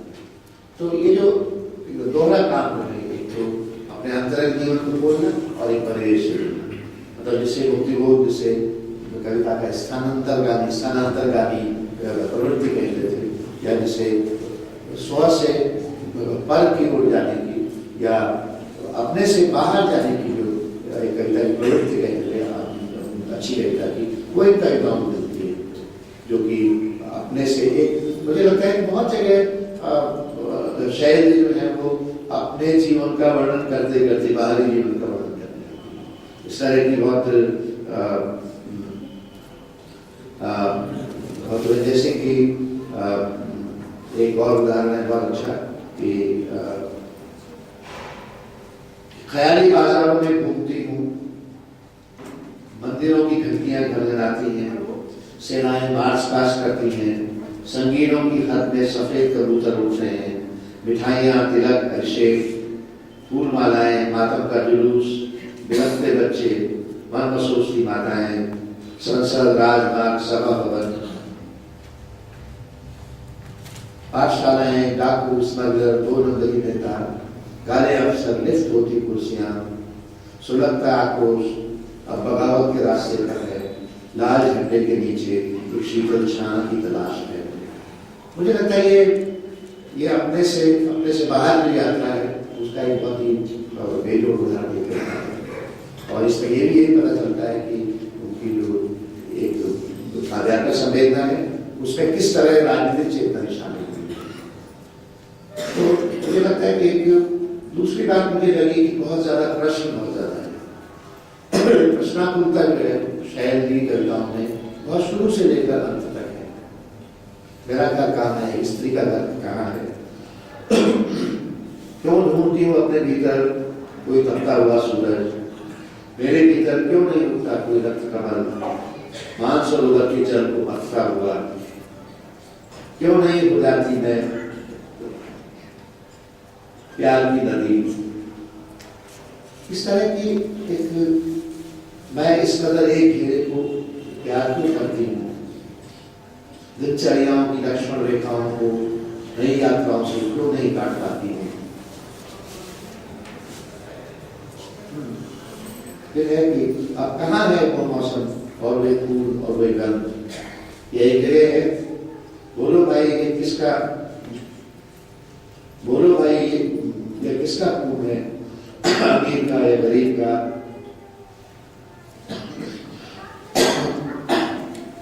अमीर का या गरीब का। इस तरह के बहुत से सवाल हैं। तो एक प्रश्न जो है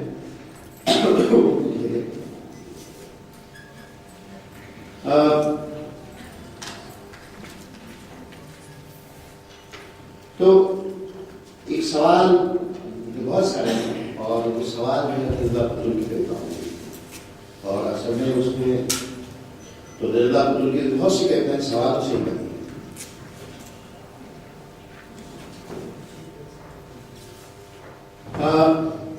इसी तरह उनका शायद ये तीन संग्रह जो आए हैं अगर हम देखें तो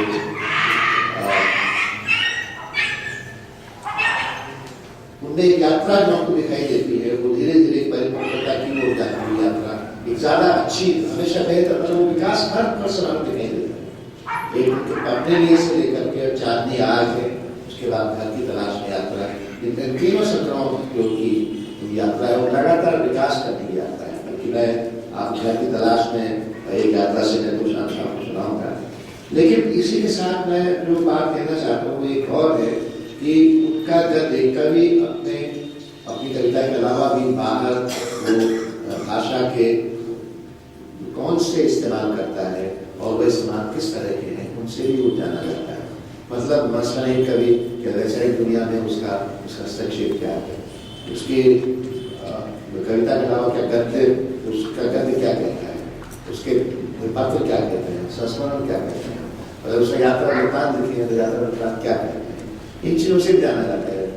शायद ही का गद्य जो उपलब्ध है वो काफी कम है, उनको शायद इस बात का मौका भी नहीं मिला कि ज्यादा गद्य लिखना। दरअसल एक भरपूर लेखक जीवन, लेखकीय जीवन जीने का अवसर बिल्कुल नहीं मिला, तो उसके बावजूद उनका गद्य जो कुछ उपलब्ध है वो भी बहुत समृद्ध है।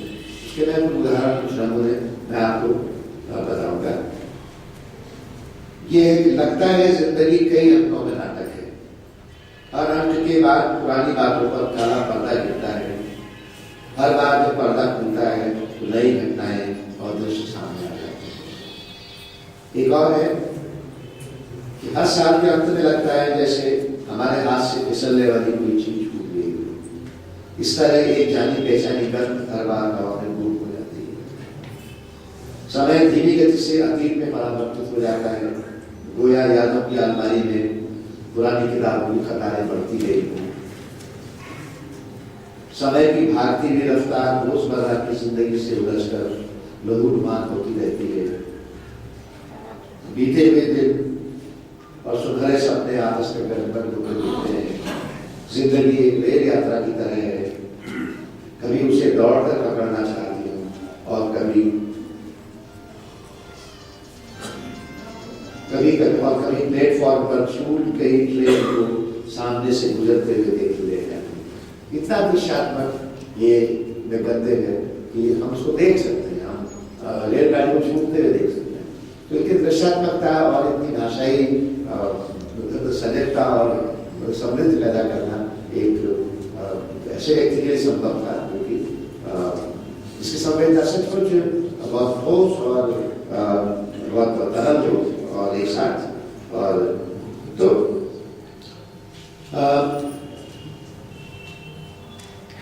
एक आपको मैं शायद की एक कविता जो है सुनाता हूँ।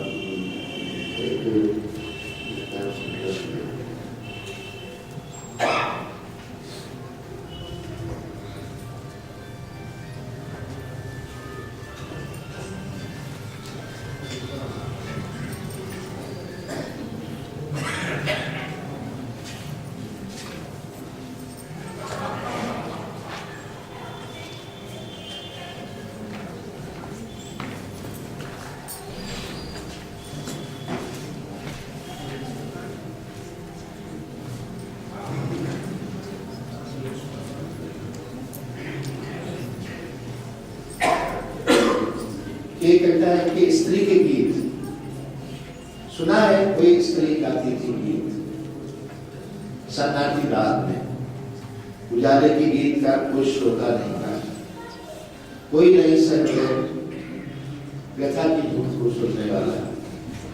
समुद्र के गीत लहरों की हलचलें सुनाती हैं, समुद्र के गीत लहरों की हलचलें सुनाती हैं, पहाड़ के गीत हमने सुनते हैं। सड़कों पर बड़ी भीड़ है मगर स्त्री के गीत का बात नहीं समझता कोई। बर्फ के टुकड़ों की तरह पिघलता है गीत, कांच के बर्तन में अस्तित्वहीन होती स्त्री की तरह।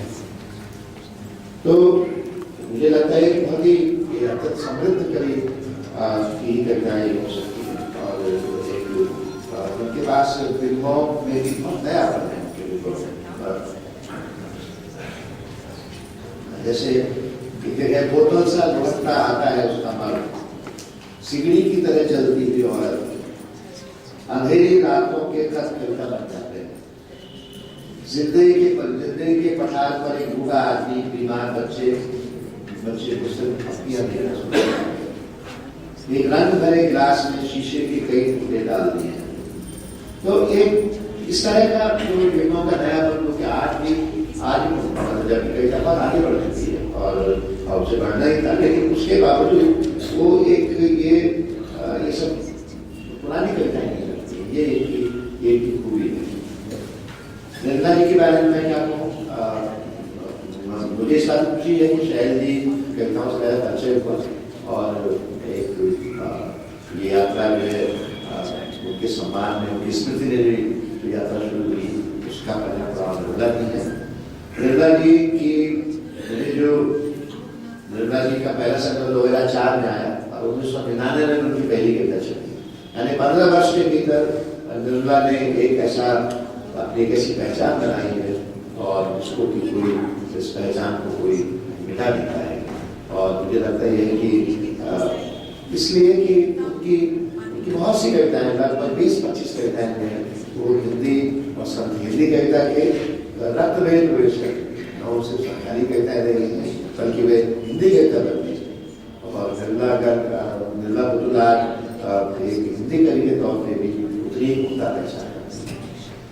उनकी कविताएं दुनिया बहू के लिए 3 कविताएं, कुछ ना कहो सजनी किसको, क्या तुम्हें जानते हो, चुटका सोए, उतनी दूर मत बिहाना माँ, बाबा क्या हूँ मैं तुम्हारे लिए, ये वे लोग हैं। इस तरह कविताएं उनकी जो है वो हम सब उनसे परिचित हैं।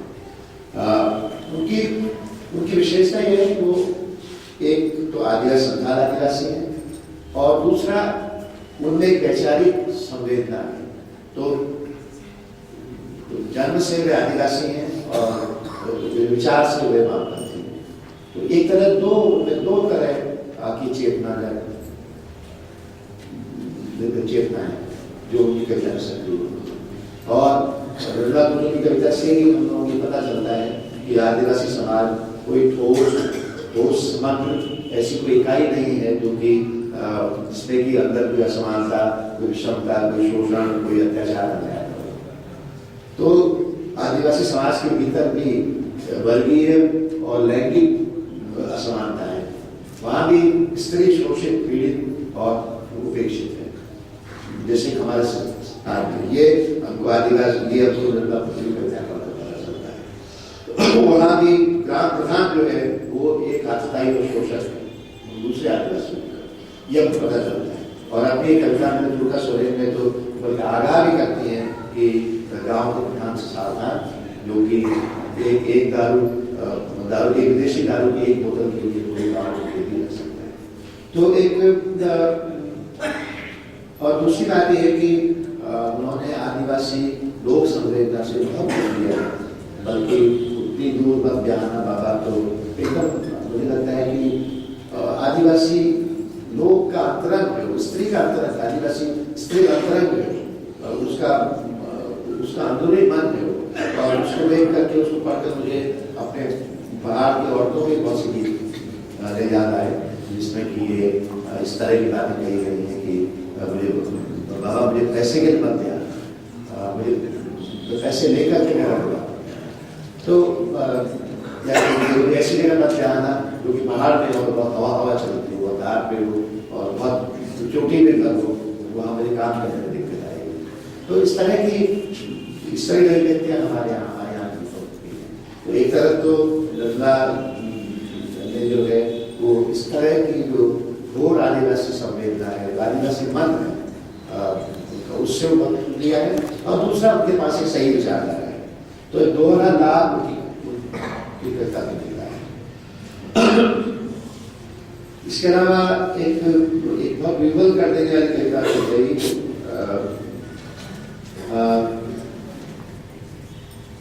लेकिन ये दोनों तरह की संवेदनाएं हैं, इनको हम अलग नहीं कर सकते उनकी कविता में। और यही वो जगह है जहाँ कविता एक बहुत बड़ी कविता करता है। ये जो आदिवासी समाज के भीतर के जो लोग हैं, वो जो है उनकी कविता को पढ़ करके ये हमको पता चलते हैं। और दूसरी बात यह है कि बड़े प्रतिरोध की चेतना को हमेशा से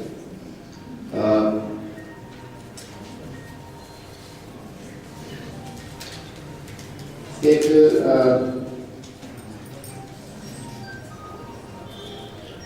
निर्मला जी का एक और उनकी कविता है, उसका नाम है घर। घर में एक बहुत दिलचस्प संरचनात्मक घर करते हैं, संरचना के लिहाज से देखें तो कविता में गणित का इतना सुंदर इस्तेमाल जो है बहुत कम होता है, शायद आलोक धुना ही कविताओं में होता है। और आलोक धुना के बाद अगर कहीं इतना अच्छा उपयोग जो है गणित का हुआ है तो वो निर्मला की कविताओं में हुआ है। एक और कविता उनकी घर जो है वो इस तरह है कि एक आदिवासी स्त्री अपना घर बना रही है और घर धीरे धीरे बन रहा है। छोटा सा घर है, घरों जैसा घर है, लेकिन आसपास के जो संपन्न वर्गों लोग हैं, सवर्ण लोग हैं, ताकतवर लोग हैं, वे एक कमजोर आदिवासी स्त्री के घर को बनता हुआ नहीं देख पा रहे और उन्हें उससे बड़ा क्रोध आ रहा है, बड़ी जलन हो रही है, चिड़ हो रही है। और जैसे जैसे उस आदिवासी स्त्री का छोटा सा घर एक एक ईंट बढ़ता जाता है तो वैसे वैसे संपन्न और ताकतवर लोग की ईर्ष्या भी बढ़ती जाती है। तो एक तरफ आदिवासी स्त्री का घर बन रहा है और दूसरी तरफ ताकतवर लोगों की ईर्ष्या का घर भी बन रहा है। तो ये दोनों घरों का बनना एक साथ साथ दिखाया गया उसमें। ये एक अत्यंत उसका बहुत ही अनोखी कविता है और मेरी बहुत प्रिय कविता हूँ उसे। तो अंत में मैं निर्मला की एक छोटी सी कविता में सुनाना चाहता हूँ। तो इसका नाम है आदिवासी स्त्रियां। उनकी आंखों की पहुंच तक ही सीमित होती है उनकी दुनिया, उनकी आंखों की पहुंच तक ही सीमित होती है उनकी दुनिया। उनकी दुनिया जैसी कई दुनियाएं शामिल हैं इस दुनिया में नहीं जानती है। वे नहीं जानती कि कैसे पहुंच जाती हैं उनकी चीजें दिल्ली, जबकि राजमार्ग तक पहुंचने से पहले ही दम तोड़ देती है, जबकि राजमार्ग तक पहुंचने से पहले ही दम तोड़ देती हैं उनकी दुनिया की पगडंडियां।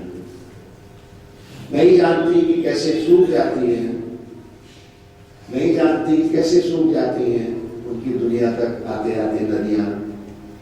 तस्वीरें कैसे पहुंच जाती हैं उनकी महानगर, नहीं जानती है, नहीं जानती है।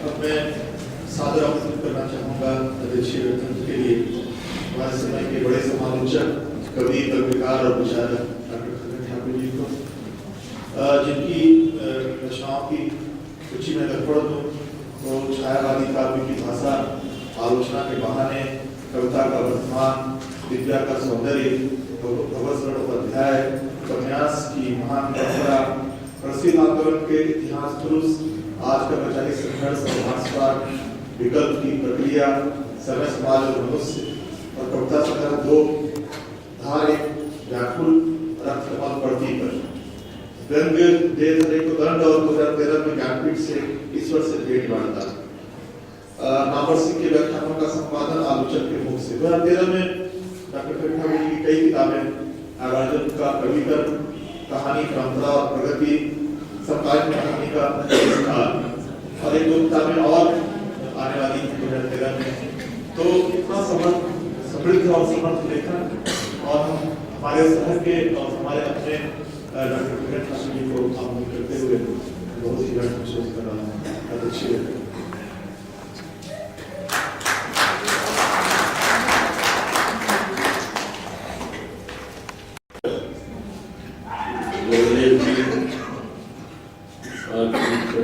कवयित्री निर्मला बुजुर्ग, महादेव टोपो जी,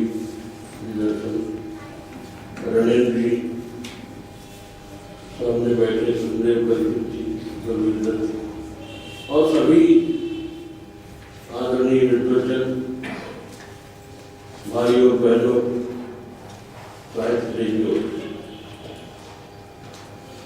एक अजीब बात है मेरे साथ कि जब रांची में किसी आयोजन में शामिल होता हूँ तो कहा जाता है कि पटना से आए और आया हूँ, ये कोई गलत नहीं है। लेकिन पटना में जब किसी आयोजन में शामिल होता हूँ तो कहा जाता है कि रांची से आए, तो ये अच्छी बात है। मुझे खराब नहीं लगता। पटना और रांची मेरे जीवन में इस तरह से घुल मिल गए हैं कि लोग ऐसा कहते हैं प्रेम से। मित्रों, आज के इस महत्वपूर्ण आयोजन में विद्याभूषण जी ने मुझे बुलाया और अध्यक्षता करने का भाग दिया, इसके लिए मैं उन्हें धन्यवाद किया। लेकिन मैं समझता हूँ कि उन्होंने मुझे आदर दिया। इन दिनों एक बात मैं कहूँ कि अचानक मुझे ऐसा लगा कि पता नहीं कितने दिन विज्ञान के शेष बचे हैं। मैं निराश नहीं हूँ। इसलिए भी बैठे इनके सामने पटना और मैंने कहा कि अभी मैं कम से कम 10 साल और रहूंगा। 76 पूरा कर चुका। 25 वर्ष कम से कम। 25 वर्ष कम से कम। ठीक है, लेकिन जो भी समय बचा है उसमें जो लिखना पढ़ना बाकी है वो पूरा करूँ। इसलिए ज्यादा पटना रह रहा हूँ। महीने में एक बार यहाँ जरूर आता हूँ, लेकिन पहले जैसे रहता था झारखंड बनने के बाद, झारखंड मेरा गृह राज्य है और ये भी कहूँ कि संताल पटना मेरा गृह जिला कोटा जिला हो गया, उसके सभी सब डिवीजन जिला हो गए। तो इसलिए भी ये एक आत्मीयता भी हमसे है, ये जो रहेगी हमेशा। लेकिन लिखने पढ़ने का काम करता है कि बहुत कुछ रह गया है अभी तक, जो आंदोलनात्मक गतिविधियों के कारण बाधित हुआ था, उसको कम करके अब मैं उसमें लगा। और इसलिए पिछले वर्षों कई किताबें आई हैं और आगे आने वाली है। मित्रों, ये विद्याभूषण जी से मेरा बहुत पुराना परिचय है, झारखंड बनने के बहुत पहले से। और पहले भी यहाँ में आता था, मित्रों से जरूर मिलता था, बातें होती थी। और मैं उनके यहाँ पहुँचने से पहले वो ही मेरे दफ्तर में पहुँच जाते थे मिलने। और ये जो उनके जीवन में एक अभाव 1994 में पैदा हुआ, उससे मैं परिचित रहा हूँ। फैज दिया कि तो स्मृति को साहित्य जगत में इस तरह से सुरक्षित रखने का यह आयोजन हम सबके लिए बड़ा ही प्रिय है, अच्छा है। और उनके नाम पर एक सम्मान साहित्य में वो भी निर्मला पुतुल को पहले पद दिया गया, अच्छी बात। निर्मला जी के साथ भी एक विशेषता है, संताल पटना की है, संताली की अपनी मातृभाषा है। और संताली भाषा में ऐसी नहीं है कि जिसमें साहित्य समृद्ध नहीं है, बहुत समृद्ध साहित्य है उसका। और पिछले 60-70 वर्षों में उसमें काफी कुछ लिखा गया है। उसका व्याकरण है अपना, उसका शब्दकोश है अपना, सब कुछ है। और वो हिंदी कविताएं उनकी हिंदी में अनुदित कविताएं के रूप में छपती रही। लेकिन विशेषता यह है कि हिंदी भाषकों ने उसे, हिंदी कवियों ने उसे हिंदी कविता के रूप में स्वीकार किया। इसके पीछे क्या बात है? तो मैं महसूस करता रहा हूँ कविता को पढ़कर कि आदिवासी वो है, संताल है, लेकिन और आदिवासी जीवन के चित्र भरे पड़े हैं, लेकिन वो आदिवासीपन से मुक्त है। एक व्यापकता है उनकी कविताओं में और उनकी अभिव्यंजना में।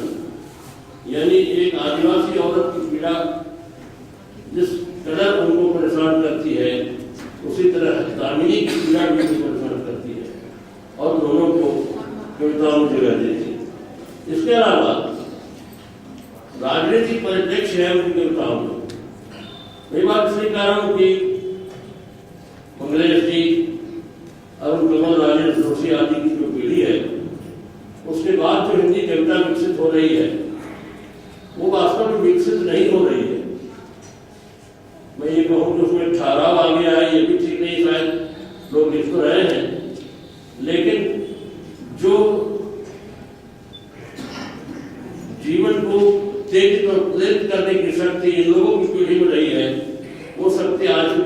नहीं है।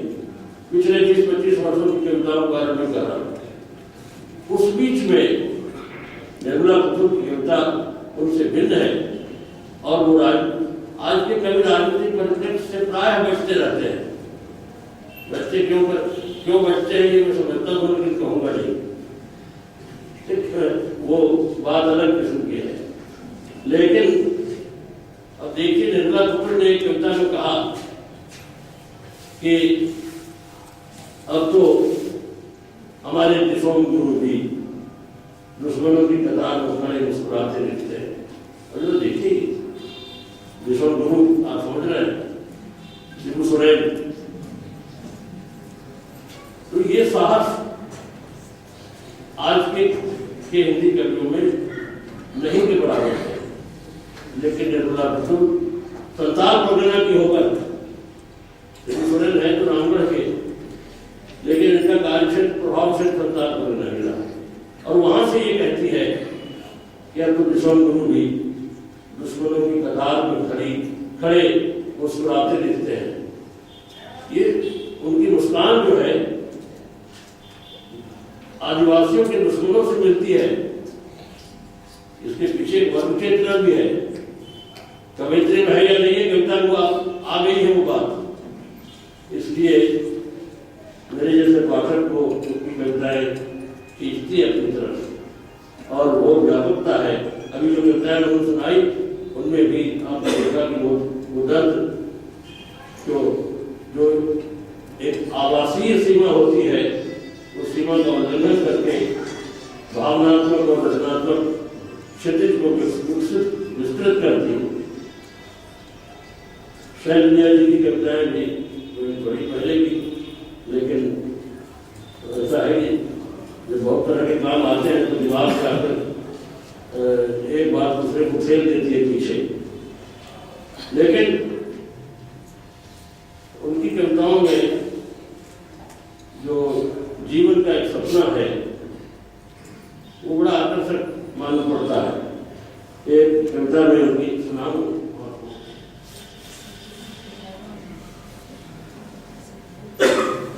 अब देखिए एक आत्मीयता, पारिवारिक आत्मीयता, लेकिन वह पारिवारिक आत्मीयता भी जो सामाजिक आत्मीयता, मानवीय आत्मीयता तक विकसित हो जाती है, ये फैल की कविताओं में है।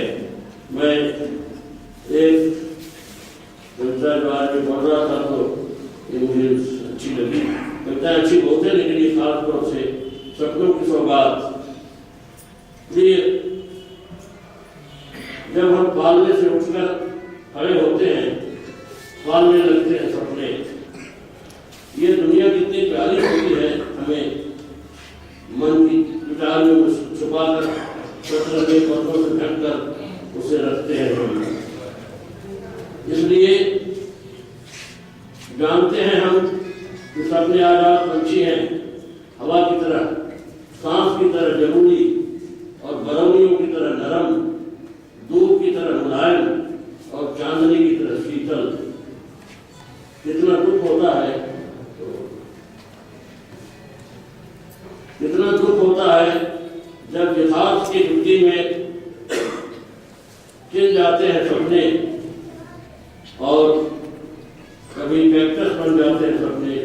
मित्र, बचपन सपनों का खेल है, जवानी सपनों का झूला, और जब अब जो सफेद केसों का ये मेला है उसके सपनों में वो क्या नाम है।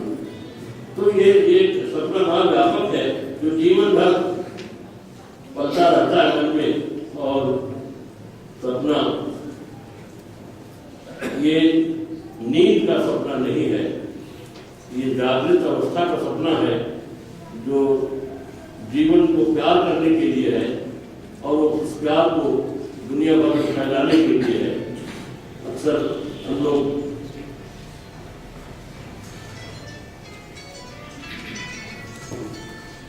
आजकल हम लोग कहते हैं कि वो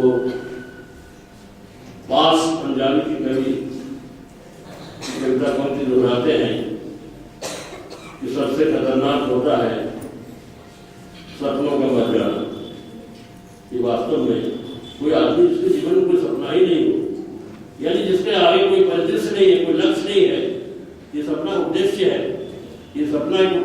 दायित्व है सामाजिक, ये सपना एक ऐतिहासिक उत्तरदायित्व है, वो नहीं हो तो फिर कैसा जीवन होगा। जिनका जिन्हें लिखा किताब उनकी जिसमें पढ़े उनको याद होगा कि शुद्ध कविता की खोज। एक जमाने में हिंदी में 50 के दशक में शुद्ध कविता की खोज की जाने लगी। शुद्ध कविता क्या होती है?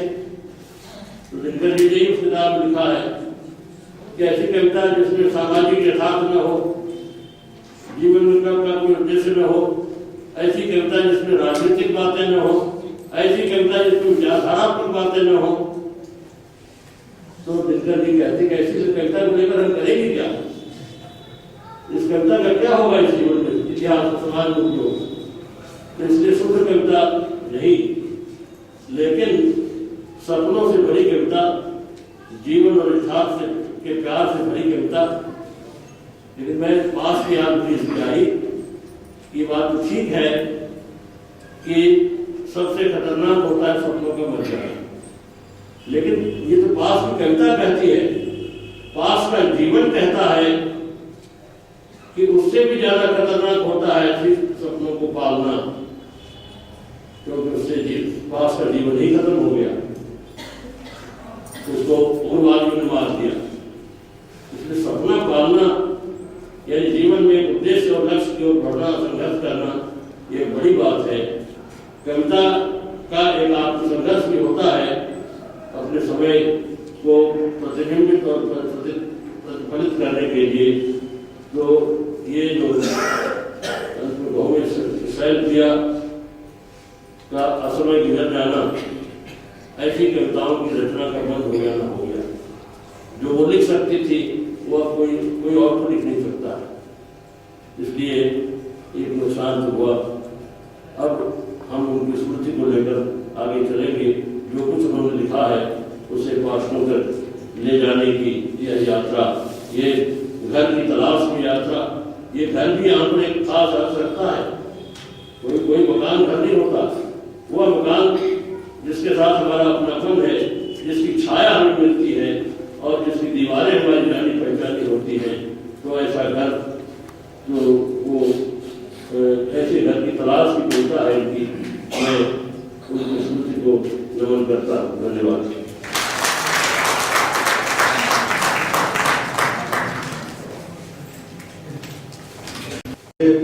चर्चा के तौर पे अपने आमंत्रित अतिथियों को स्मृति चिन्ह के लिए मैं आमंत्रित करना चाहूँगा अनुराग जी को कि आदरणीय कांग्रेस प्रधान जी की प्रतिपूर्ति कविता भी आयोजित कर सकते हैं।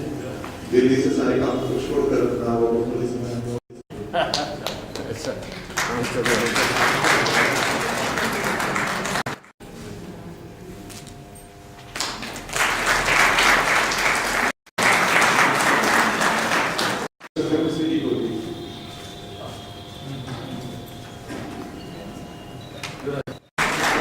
की लड़ाई की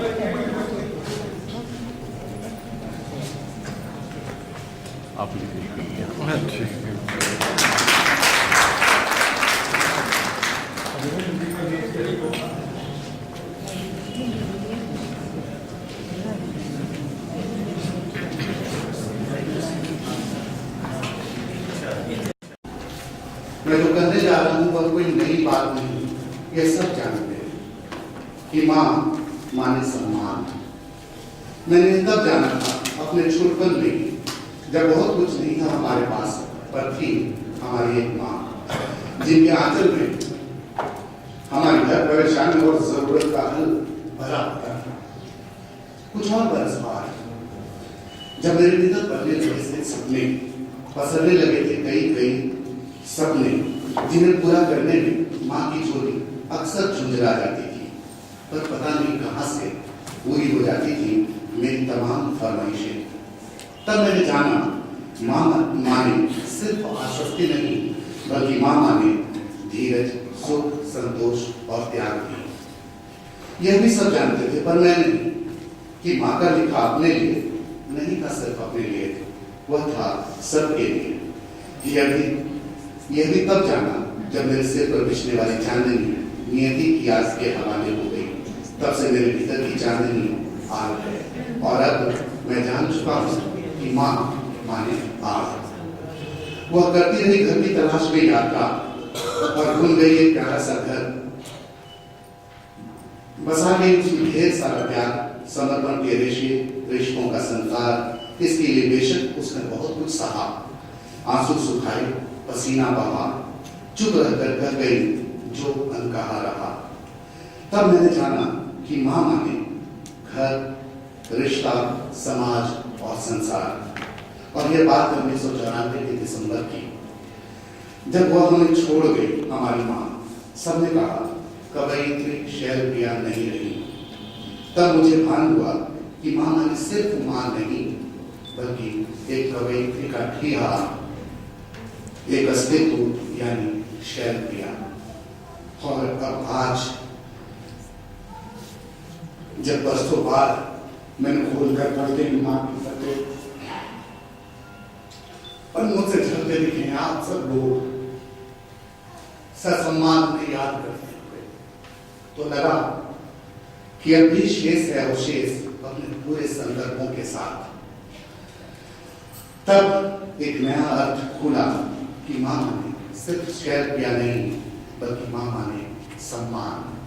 और यहाँ आकर आप सबों ने जो सम्मान, इस सम्मान को दिया, उसके लिए सचमुच तहे दिल से शुक्रिया।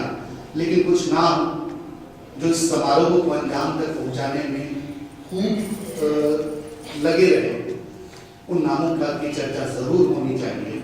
जैसे कुलदीप सिंह दीपक, पता नहीं हमारे पीछे पापा की कैसी मदद करते रहे।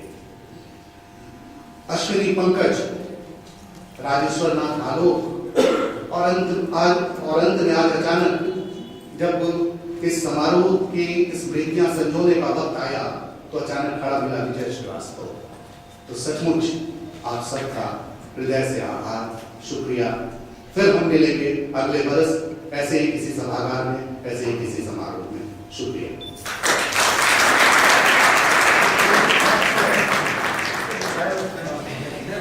जज महोदय की नोटिस से स्वाभाविक घोषणा के पूर्व अनुरोध है और की चाय बात करने के बाद भी प्रेक्षागृह से जाएंगे।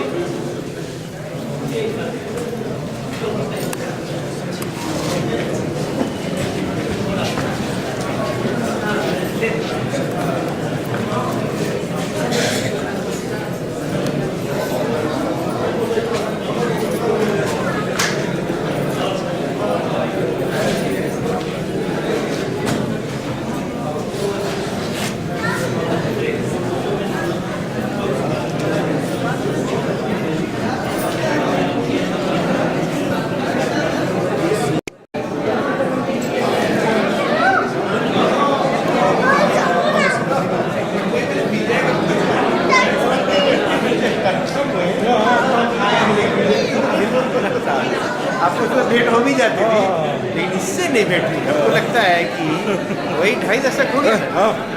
मतलब 2.5 दशक या 3 दशक होने जा रहे हैं।